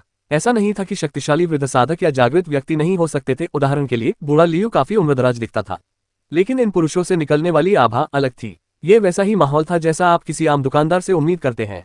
साधारण रिसेप्शनिस्ट भी उनसे कहीं ज्यादा प्रभावशाली थी। वैसे भी सुपर एसोसिएशन जैसी संस्था में काम करने के कारण वह खुद भी शायद साधारण नहीं थी। माइकल ने सोचा कि ये लोग परिपक्व उम्र में अलौकिक शक्तियां प्राप्त कर चुके होंगे, लेकिन उसने इस पर ज्यादा ध्यान नहीं दिया। उसके विचार बस सरसरी तौर पर की गई टिप्पणियां थीं। यह महसूस करते हुए कि ये वही लोग हैं जिनसे उसे मिलना था, माइकल उनके करीब चला गया। सौभाग्य से उन्हें अपना परिचय देने की आवश्यकता नहीं पड़ी, अन्यथा स्थिति असहज हो जाती। रिसेप्शनिस्ट ने उन्हें तुरंत पहचान लिया और समूह से बात की। आज के लिए ये हैं आपके साथी, श्रीमान मिल, रिसेप्शनिस्ट ने कहा और एक लंबे थोड़े मांसल शरीर वाले व्यक्ति की ओर इशारा किया जो अपनी पीठ पर एक बड़ा बैग लिए हुए था। मिस्टर मिल के बारे में माइकल की पहली राय कमजोर थी, बेहद कमजोर। जैसे जैसे माइकल की क्षमताएं बढ़ी, वैसे वैसे उसकी समझ भी बढ़ी, और अब मिस्टर मिल को देखकर उसे लगा कि उसका लेवल 5 वाला रूप भी उस आदमी को हरा सकता है। बेशक ये सिर्फ एक विचार था। वह श्री मिल ने संदेह भरी निगाहों से माइकल की ओर देखा। उनके चेहरे पर स्पष्ट रूप से असहमति के भाव थे। मिस ग्रेस, जब आपने कहा था कि हमारे पास एक भरोसेमंद साथी है, तो मुझे आपसे और अधिक उम्मीद थी। मुझे एक नए कल्टीवेटर की क्या जरूरत है मरने के लिए? माइकल जैसा अनुभवी योद्धा भी मर गया था। माइकल की आंख फड़क उठी। वह पलटवार करना चाहता था, लेकिन खुद को रोक लिया। ये स्पष्ट था कि वह व्यक्ति किसी ऐसे व्यक्ति का जिक्र कर रहा था जिसका नाम संयोगवश उसी व्यक्ति के नाम जैसा था, लेकिन फिर भी उसे असहज महसूस हुआ। यह एक अपशगुन जैसा लगा। साम्राज्य पर अपनी गाथा जारी रखें। पब फ्यूचर विज्ञापन। फिर भी मिस्टर मिल की बातों से माइकल को रिसेप्शनिस्ट का नाम पता चल गया, ग्रेस। वही जिसके पास वह हमेशा जाता था। वह काफी लोकप्रिय लग रही थी, लेकिन जिस बात ने वास्तव में उनका ध्यान खींचा वह थी मृत्यु का जिक्र। माइकल के चेहरे पर थोड़ी उदासी छा गई। किसी की मृत्यु हो गई थी। उसने हमेशा यही सोचा था कि इस नई दुनिया में ऐसी बातें सामान्य हैं, इसीलिए वह असल दुनिया में शिकार करने को लेकर सतर्क रहता था। लेकिन ये बात सीधे सुनकर उसका दिल भारी हो गया। सच कहूं तो जैसे जैसे उसकी शक्तियां बढ़ती गईं, वैसे वैसे उसका आत्मविश्वास भी बढ़ता गया। अवचेतन रूप से उसने दरारों के खतरों को नजरअंदाज करना शुरू कर दिया था। हालांकि श्री मिल के शब्दों ने उसे जगा दिया। इसका मतलब यह नहीं था कि माइकल काया बनने या अपनी शक्तियों पर से विश्वास खोने की योजना बना रहा था। आखिर अगर उसकी मानसिकता में सुधार नहीं होता तो मजबूत होने का क्या फायदा? लेकिन सिर्फ इसलिए कि वह खेल की तरह लेवल अप कर सकता था, इसका मतलब यह नहीं था कि यह एक खेल था। यही वास्तविक दुनिया थी, और यहाँ अनगिनत कारणों से उसकी मृत्यु हो सकती है। जहां तक मिस्टर मिल की अवहेलना की बात है, माइकल को इसकी बिल्कुल परवाह नहीं थी। फिलहाल उसके पास 200 से अधिक विकास अंक हैं। ऐसे में लेवल 1 क्रैक से होने वाली आय को खोना, खासकर ऐसी क्रैक जिसे उसे दूसरों के साथ साझा करना पड़े, उसके समय के लायक नहीं था। वानर क्षेत्र में लेवल 2 की दरार से उसे जो कमाई हुई थी, वह दरार में प्रवेश करने से पहले ही उसकी उम्मीदों से कहीं अधिक थी। बेशक इसका श्रेय मीरा और लिलियन को भी जाता है। अगर वह इस टीम के साथ भी ऐसा ही दृष्टिकोण अपनाने की कोशिश करता तो मिलने वाला लाभ संभवतः काफी कम होता। इससे भी बुरी बात यह है कि वे मीरा और लिलियन की तरह साझा करने को तैयार न हो। ये समझ में आता है क्योंकि बांटने के लिए राशि कम है, और कुछ लोग ऐसे भी हो सकते हैं जो कुछ भी योगदान न दे लेकिन बराबर इनाम की उम्मीद करें। यह विचार आते ही माइकल को घृणा उत्पन्न हो गई। ग्रेस के जवाब देने से पहले ही माइकल बोल पड़ा। वह सही कह रहे हैं मिस ग्रेस। उनके लिए उन लोगों के साथ जाना बेहतर है जिनके साथ वह सहज महसूस करते हैं। उपन्यासों के अध्यायों को पहले और सर्वोत्तम गुणवत्ता में पढ़ने के लिए गूगल पर नोवेल नेट वेबसाइट खोजें। रिसेप्शनिस्ट का नाम पता चलने पर माइकल को थोड़ी राहत मिली। उसने कभी पूछा नहीं था और न ही रिसेप्शनिस्ट ने बताया था, क्योंकि उनकी बातचीत हमेशा सीधे काम की बात पर ही केंद्रित होती थी। इसके अलावा वे एक दूसरे को केवल 3 या 4 दिनों से ही जानते थे। श्री मिल ने जिस तरह की आत्मीयता दिखाई थी उसके लिए ये समय बिल्कुल भी पर्याप्त नहीं था। लेकिन माइकल का काम अभी खत्म नहीं हुआ था। पब फ्यूचर विज्ञापन। कृपया कल टीम के साथ मेरा जो भी कार्यक्रम है उसे रद्द कर दे और मेरी ओर से उनसे माफी मांग ले। कृपया अगले कुछ दिनों में एकल प्रवेश के लिए आवेदन करने का प्रयास करें। मैं कल आकर इसकी पुष्टि कर दूंगा। ठीक है श्रीमान नॉर्मन, धन्यवाद। इतना कहकर माइकल चला गया। फिलहाल उसे अपनी बुनियादी जरूरतों के अलावा ज्यादा पैसे की जरूरत नहीं थी, इसलिए उसने अभी भी गुप्तचर गतिविधियों में शामिल होने की योजना बनाई थी। हालांकि अब उनके पास अधिक धन था, लेकिन एसोसिएशन से सोर्स लिक्विड खरीदने का यह सही समय नहीं था। वुडस्टोन सिटी में सुपर एसोसिएशन की दूसरी शाखा में जाने के बारे में उन्हें संदेह था कि उन्हें वहां वही व्यवहार मिलेगा जो ब्रांड प्रदान कर सकता था। इसलिए पैसा कमाना अत्यावश्यक नहीं था, लेकिन इसकी आवश्यकता तो थी ही। फिलहाल उसके पास अपनी जरूरत की हर चीज थी, विकास अंक और अपना गुजारा चलाने के लिए कुछ $100। इस समय दरारों में प्रवेश करने के लिए किसी टीम में शामिल होने में माइकल को कोई फायदा नजर नहीं आया। लेकिन यही एकमात्र कारण नहीं था। अब उसके पास जो विकास अंक थे उनके साथ माइकल अंततः उस गारगोयल पर हमला करने के लिए पर्याप्त आत्मविश्वास से भर गया था जिसने उसे उत्पत्ति की भूमि में रोक रखा था। इतने दिनों के बाद वह पहल करने के लिए तैयार था। अपनी बात कहने के बाद माइकल चारों लोगों के समूह से अलग होकर एसोसिएशन से बाहर निकल गया। सूरज पहले ही डूब रहा था और हालांकि माइकल को अभी भी दिन भर के काम का बोझ महसूस हो रहा था, लेकिन आने वाले समय के लिए उसके अंदर उमड़ रही उम्मीद ने उसे ऊर्जा का एक नया संचार प्रदान किया। समय बर्बाद किए बिना माइकल अपने होटल की ओर चल पड़ा। रास्ते में वह अपने लिए और अपने मूल देश में अपने शरीर के लिए कुछ खाने का सामान लेने के लिए मॉल में रुका। मैंने इसे अध्याय 69 में जोड़ा है। साथ ही लिलियन द्वारा उद्धृत संख्या वही थी जो उसने अपने मूल देश में अपने स्थान पर रखी थी। माइकल के पास अभी भी अनडेड रिवाइवल के लिए अपने मार्क ऑफ ओरिजिन में कुछ थोड़े क्षतिग्रस्त काले बंदरों के शव रखे हुए थे। वह ये नहीं भूला था कि लेवल 10 पर अपनी अधिकतम सीमा तक पहुंचने के लिए उसे 2 और अनडेड की आवश्यकता थी। माइकल को जाते हुए देखकर मिस्टर मिल को थोड़ी बेचैनी महसूस हुई। एक पल के लिए उसे लगा कि शायद उसने कोई गलती कर दी है, लेकिन विचार करने के बाद उसने उपहास उड़ाया। हालांकि वह जीवन में बाद में एक आधिकारिक साधक बन गया था और उसे उस रहस्यमय मंच तक पहुंच नहीं मिली थी जिसके अस्तित्व की अफवाह थी, लेकिन एक साधक के रूप में वर्षों के अनुभव ने उसे कुछ चीजें सिखा दी थीं।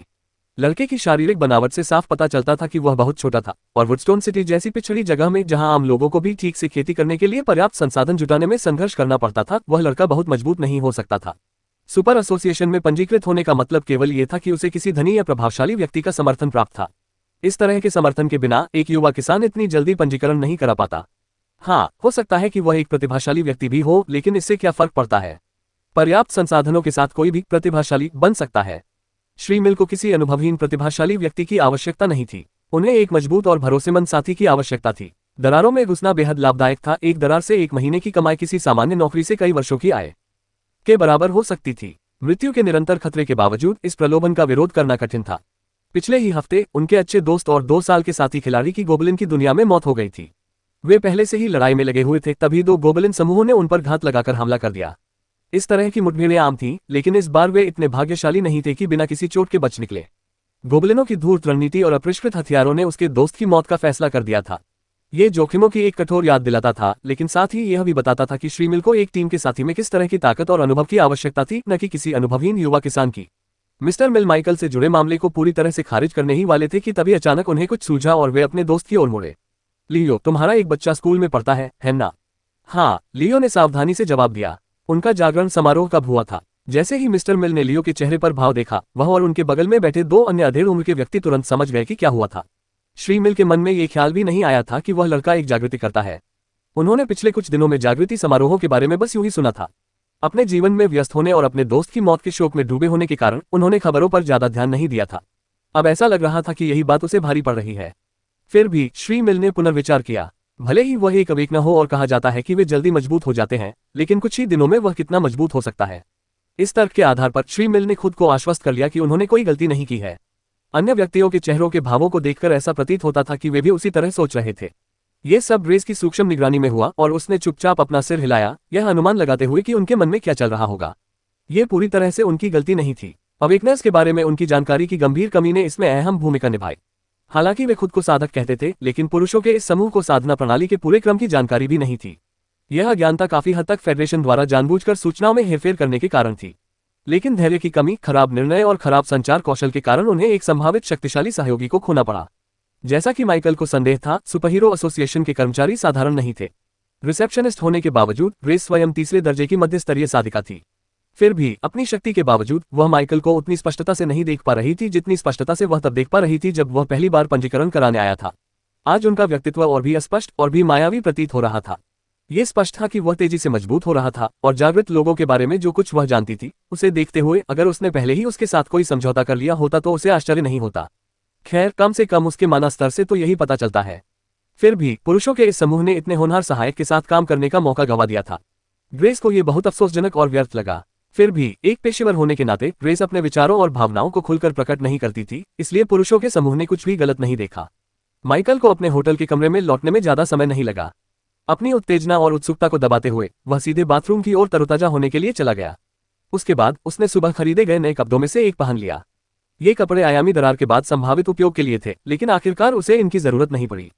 तरोताजा होने और कपड़े पहनने के बाद माइकल तुरंत उत्पत्ति की भूमि में प्रवेश नहीं किया। इसके बजाय उसने मॉल से खरीदी हुई कुछ रोटी और एक पे निकाला। हालांकि माइकल ने महसूस किया कि जैसे जैसे उसके स्वास्थ्य में सुधार हो रहा था, भोजन की उसकी आवश्यकता धीरे धीरे कम होती जा रही थी। फिर भी वह अच्छे भोजन का स्वाद लेने के आनंद को भूलना नहीं चाहता था। हाल ही में उनके विचार इतने उलझे हुए थे कि अगर उन्होंने सावधानी नहीं बरती तो वे खाना भी छोड़ सकते थे। बेहतर यही था कि जब तक संभव हो इसका आनंद उठा लें। इसके अलावा उनके शरीर का मामला भी था, जो उनके जन्मस्थान में था और इसी तरह की स्थिति का सामना कर रहा था। केवल ऊर्जा आधारित पोषण पर जीवित रहने के अलावा माइकल को लगा कि अब समय आ गया है कि वह उस दुनिया में भी कुछ बेहतर स्वाद वाली चीजों का आनंद ले।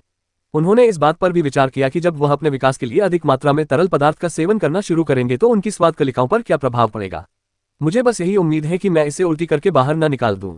ऐसा होना तो सचमुच बर्बादी होगी। खाना खाते समय माइकल ने अपने मन में अपनी वर्तमान स्थिति का जायजा लिया ताकि वह अपनी व्यक्तिगत प्रगति और प्रतिभा की समीक्षा कर सके। एम्पायर से और भी सामग्री का आनंद ले। उपन्यासों के अध्यायों को पहले और सर्वोत्तम गुणवत्ता में पढ़ने के लिए गूगल पर novel_fire वेबसाइट खोजें। तारांकन तारांकन तारांकन तारांकन। नाम माइकल नॉमन। वर्ग नेक्रोमेंसर अप्रेंटिस मैक्स। स्तर 10 अधिकतम। EXP 2000 max. शक्ति 7.6। फुर्ती 13.6।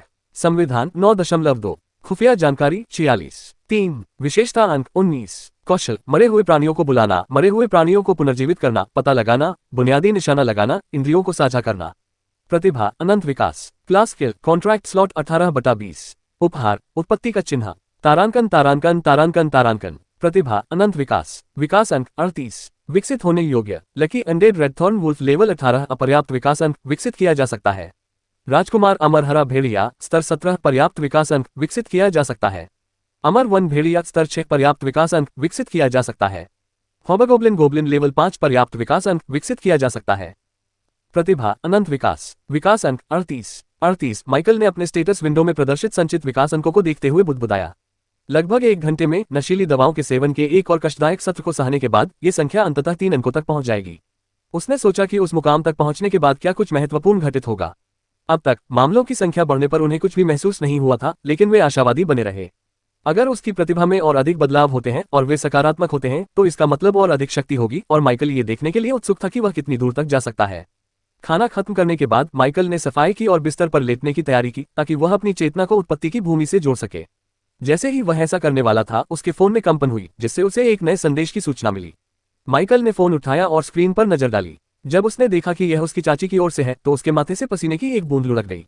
आज की घटनाओं पर ध्यान केंद्रित करने के कारण वह अपने परिवार के बारे में पूरी तरह से भूल गया था। कितना कमीना है, माइकल ने खुद पर हल्का सा कटाक्ष करते हुए बुदबुदाया। संदेश खोलते ही उसने पाया कि यह संक्षिप्त था, फिर भी इसने उसके माथे पर गहरी लकीरें छोड़ दी। मौसी मिया, क्या तुम हमें भूल गए हो? क्या तुम वापस घर नहीं आना चाहते? तुम्हें यहाँ अच्छा नहीं लगता है ना? अगर नहीं लगता तो कोई बात नहीं, कृपया अपना ख्याल रखना। उसके मन में किस तरह के विचार आ रहे हैं? माइकल ने अपराधबोध से भरी एक आह भरी। उसने तुरंत जवाब टाइप करना शुरू कर दिया और अपने शब्दों को सावधानीपूर्वक चुन चुनकर इस्तेमाल किया। उसने यथासंभव ईमानदार रहने की कोशिश की, जो कि बहुत कम था, लेकिन उसने इस तरह से लिखा जिससे उम्मीद थी कि वह उसे आश्वस्त कर सकेगी। संदेश भेजने के बाद माइकल कुछ पल के लिए रुका और अपनी वर्तमान स्थिति पर विचार करने लगा। उनकी मानसिक सेहत घर जाने के लिए काफी स्थिर लग रही थी, लेकिन ये बात उनके मन में कभी आई ही नहीं। उपन्यासों के अध्यायों को जल्दी और उच्चतम गुणवत्ता में पढ़ने के लिए गूगल पर novelfire.net वेबसाइट खोजें। एम्पायर के साथ और भी कहानियां खोजें। वह अपने होटल वापस जाने और मूल भूमि में गोता लगाने पर बहुत अधिक ध्यान केंद्रित कर रहा था। हालांकि वह अभी जा सकता था, लेकिन उसका मन नहीं था। वह अपने परिवार से प्यार करता था, लेकिन वे कहीं नहीं जा रहे थे। दूसरी ओर अपने विकास के अंकों में लगातार वृद्धि के विचार से उसका दिल उत्साह से धड़कने लगा, कुछ ऐसा जो घर पर इस समय संभव नहीं था। अपने फोन पर संदेश भेजने के बाद माइकल को एक और नोटिफिकेशन दिखाई दिया जो शायद उसने पहले नहीं देखा था। संभवतः ये नोटिफिकेशन तब आया होगा जब वह बाथरूम में था। यह एक अज्ञात नंबर से आया था। तारांकन तारांकन तारांकन तारांकन, हाय मैं मीरा हूँ, इसे देखकर जवाब देना। उद्धरण चिन्ह डॉट डॉट उद्धरण चिन्ह। फोन लॉक करने से पहले माइकल की उंगली कुछ पल के लिए स्क्रीन पर मंडराती रही। ठीक है, मुझे तुरंत जवाब देने की जरूरत नहीं है। डिवाइस को एक तरफ रखकर माइकल ने अब और देरी न करने का फैसला किया। वह अपने बिस्तर पर लेट गया और अपनी चेतना को उत्पत्ति के लोक से जोड़ा। जैसे ही वह पहुंचा, उत्पत्ति की भूमि ने हमेशा की तरह धुंधले वातावरण के साथ उसका स्वागत किया। आकाश अभी भी उज्ज्वल था और शाम होने का कोई आभास नहीं था। उसके मरे हुए सैनिक पास ही तैनात थे, लेकिन उन पर एक सरसरी नजर डालने के बाद माइकल ने अपना ध्यान दूसरी ओर मोड़ दिया। कुछ गहरी सांसें लेते हुए उसने खुद को मानसिक और शारीरिक रूप से तैयार किया। अब समय आ गया था कि वह स्रोत तरल पदार्थों के साथ अपने प्रेम घृणा के रिश्ते को जारी रखे। माइकल ने अपने मार्क ऑफ ओरिजिन से सोर्स लिक्विड की एक बोतल निकाली और उसे एक ही बार में पी गया। स्वाद हमेशा की तरह बेहद खराब था और परिचित होने से भी यह सहने योग्य नहीं बन पाया। हालांकि उनकी आंखों के सामने अचानक प्रकट हुई सूचना ने तुरंत उनका मनोबल बढ़ा दिया। जोर 2 विकास अंक, प्रतिभा अनंत विकास, विकास अंक 40। नए दृढ़ संकल्प के साथ माइकल नहीं रुका। जोर 1 विकास बिंदु, जोर 1 विकास बिंदु, जोर 2 विकास अंक, जोर 1 विकास बिंदु, जोर 1 विकास बिंदु। अगले 2 घंटों तक माइकल ने स्रोत तरल पदार्थों का सेवन करने के अलावा कुछ नहीं किया, और जब भी ये प्रक्रिया बहुत अधिक कष्टदायक हो जाती थी तब वह आराम करता था। उसने पहले से तैयार किए गए किसी खाद्य पदार्थ को खाकर उस भयानक स्वाद से निपटने की कोशिश की थी, लेकिन जैसे ही उसने उसे अपने भंडारगृह से निकाला, उसकी गंध मात्र से ही उसे मतली होने लगी। उन्होंने इस विचार को पूरी तरह से त्याग दिया। अपने मूल शरीर के विपरीत, जो न्यूनतम बाधाओं के साथ सुचारू रूप से शक्ति प्राप्त करता प्रतीत होता था, इस अवतार को हर उन्नति का खामियाजा भुगतना पड़ा। हर सुधार के साथ त्याग भी जुड़ा होता था, और यह केवल शारीरिक ही नहीं था, इससे उसकी मानसिक स्थिति भी धीरे धीरे बिगड़ती जा रही थी। इस पूरी प्रक्रिया के दौरान माइकल की मानसिक स्थिति चिंताजनक थी। उसकी आंखों में पागलपन की झलक थी, जो आगे बढ़ने के उसके अटूट दृढ़ संकल्प से उपजी थी। यहां तक कि जब स्रोत के तरल पदार्थों का स्वाद उसे उल्टी जैसा महसूस करा रहा था, तब भी वह रुकने को तैयार नहीं था और काम जारी रखा। अंततः एक कष्टदायक यात्रा सार्थक साबित हुई। प्रतिभा अनंत विकास, विकास अंक 269। लकी समेत माइकल के सभी मरे हुए लोग अब विकसित होने के लिए तैयार थे। हालांकि उनके विकास अंक 3 अंकों में पहुंचने के बाद उनकी प्रतिभा में कोई खास बदलाव नहीं आया, लेकिन माइकल बहुत निराश नहीं थे। वह उसकी प्रतिभा पर बारीकी से नजर रख रहा था, और जैसा कि उम्मीद थी, लकी को असाधारण श्रेणी के एंडेड में बदलने के लिए ठीक 125 विकास अंक लगे। लकी भविष्य में क्या बनेगा, इस विचार ने माइकल को उत्सुकता से भर दिया। यह निश्चित रूप से उसके वफादार मरे हुए सैनिकों के वर्तमान संस्करण से कहीं अधिक शक्तिशाली होगा।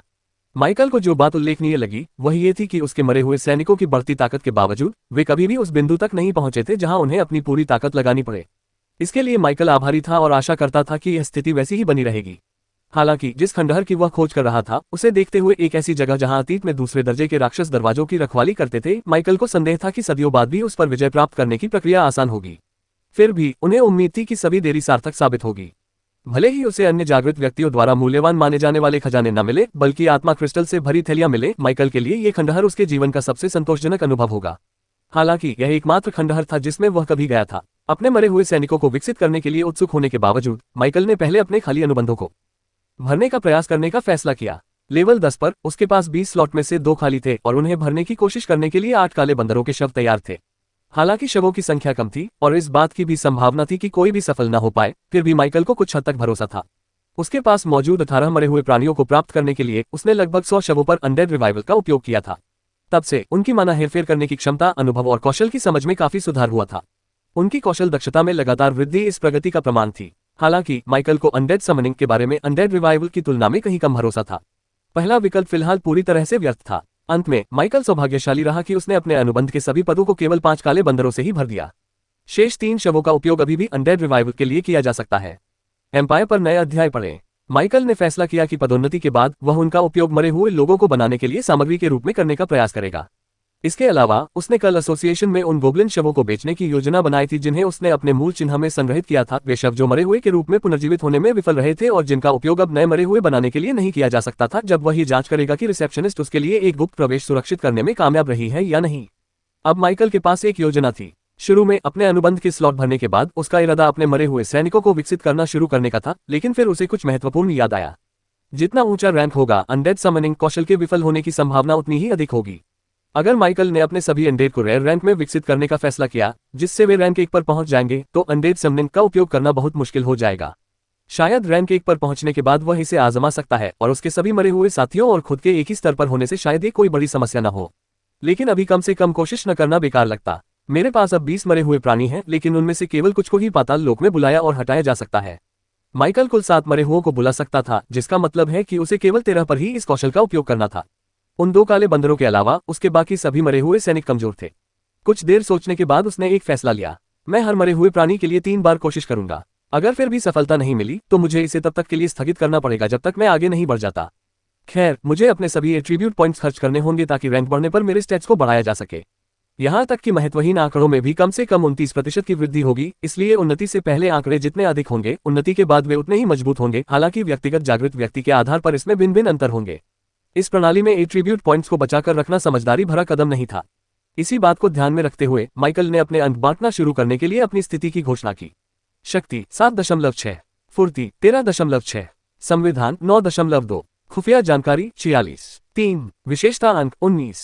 जब माइकल ने पहली बार आध्यात्मिक जागृति प्राप्त की थी, तब की तुलना में अब वह कई मायनों में कहीं अधिक मजबूत हो चुका था और वह आगे भी ऐसा ही होता रहेगा।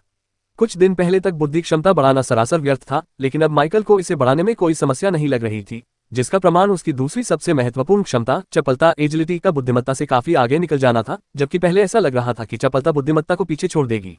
19 एट्रीब्यूट पॉइंट्स, मैं इन्हें कैसे बांटूं? माइकल ने सोचा। बुद्धि को निश्चित रूप से सबसे ज्यादा चोट लगने वाली थी, लेकिन उसके अन्य गुण भी पीछे नहीं रहने चाहिए, अन्यथा शारीरिक रूप से मजबूत प्रतिद्वंद्वी उसे एक ही मुक्के से पराजित कर देगा। कुछ सेकंड सोचने के बाद माइकल ने आखिरकार वितरण का फैसला कर लिया। शक्ति 10.63 कैरेट, फुर्ती 15.62 कैरेट, संविधान 10.21 कैरेट, बुद्धि 59.13 कैरेट, विशेषता अंक 0। माइकल के आंकड़े पहले से ही प्रभावशाली दिख रहे थे और उसके एंडेड को रैंक 1 में विकसित करने के बाद उनमें और भी सुधार होगा। तब तक उसकी बुद्धिमत्ता का स्तर निश्चित रूप से 60 अंकों को पार कर जाएगा, जिससे उसे एक और कौशल प्राप्त होने की संभावना रहेगी। शायद पदोन्नति के बाद उसकी बुद्धिमत्ता 100 अंकों तक भी पहुंच सकती है, जो वास्तव में एक अभूतपूर्व संख्या है, औसत मनुष्य की बुद्धिमत्ता से 100 गुना अधिक। फिलहाल माइकल के पास कोई आक्रामक मंत्र नहीं थे और वह अपनी माना शक्ति का उपयोग केवल कुछ ही चीजों के लिए करता था। हालांकि एक बार जब वह ऐसे मंत्र प्राप्त कर लेगा तो उसकी विशाल माना शक्ति अपना पूरा प्रदर्शन दिखाना शुरू कर देगी। अपने एट्रीब्यूट पॉइंट्स वितरित करने के बाद माइकल ने अनडेड समनिंग का उपयोग शुरू करने की तैयारी की। हालांकि अंधेरा होने लगा था, लेकिन उसने अभी अपनी जन्मभूमि छोड़ने की योजना नहीं बनाई थी। वह कुछ और समय तक रुकने के लिए तैयार था और मॉल से खरीदे गए 3 बड़े लैंप लेकर आया था। माइकल ने उन्हें अपने मूल स्थान के निशान के साथ एक सुनसान गली में छिपा रखा था, ताकि वह जिस होटल में ठहरा था वहां किसी का ध्यान उस पर न जाए। माइकल ने अपने चारों ओर लैंप रखे और उनकी चमक को तब तक समायोजित किया जब तक कि वह क्षेत्र आसपास के अंधेरे को दूर करने के लिए पर्याप्त रूप से रोशन न हो जाए। सेटअप पूरा हो जाने के बाद उसने अपने कौशल का उपयोग अपने मरे हुए सैनिकों पर करना शुरू कर दिया। 2 घंटे बीत गए। अपने 20 मरे हुओं में से माइकल ने सफलतापूर्वक 12 को परलोक में बुलाने और वापस भेजने में कामयाबी हासिल की, जबकि 8 पर 3 प्रयासों के बाद भी यह कौशल विफल रहा। इनमें से कुछ विफलताएं तो उसके पहले प्रयास में भी नहीं हुई थीं। फिर भी माइकल समग्र परिणाम से संतुष्ट था। लगातार 30 से अधिक बार अनडेड समनिंग का उपयोग करने से वह थोड़ा थका हुआ महसूस कर रहा था। सौभाग्य से उनकी बढ़ी हुई बुद्धिमत्ता ने उन्हें असहनीय सिरदर्द से बचा लिया। हालांकि अगर उन्हें सिरदर्द होता भी तो भी यह उन्हें रोक नहीं पाता। अभी भी बहुत काम बाकी था। उपन्यासों के अध्यायों को पहले और उच्चतम गुणवत्ता में पढ़ने के लिए गूगल पर नोवेलफायर नेट वेबसाइट खोजें। क्योंकि आखिरकार उसके मरे हुए सैनिकों को बड़े पैमाने पर विकसित करने का समय आ गया था। इतना ही नहीं, पद में पदोन्नति का भी समय आ गया था। विकास के अंक, अपनी सीमा दिखाओ। माइकल का पहला निशाना न तो मादा हॉबगोब्लिन थी और न ही काला बंदर जिस पर अनडेड समनिंग ने काम किया था, बल्कि उसके शुरुआती अनडेड में से एक था, तीसरा वन भेड़िया जिसे वह लकी और प्रिंस के साथ लाया था। आपका कॉमन अनडेड फॉरेस्ट वुल्फ अब रेयर अनडेड वर्डेंट वुल्फ में विकसित हो गया है। आपका अमर हरा भेड़िया रैंक 1 लेवल 11 पर पहुंच गया है। आपके अमर भेड़िए ने पौधे नियंत्रण कौशल प्राप्त कर लिया है। आपको अपने अमर हरे भेड़िए के रैंक उन्नति से प्रतिक्रिया प्राप्त हुई है। आपकी शक्ति में उल्लेखनीय वृद्धि हुई है। आपकी चपलता एजिलिटी में उल्लेखनीय वृद्धि हुई है। आपके संविधान के आंकड़े में उल्लेखनीय वृद्धि हुई है। आपकी बुद्धिमत्ता का स्तर काफी बढ़ गया है।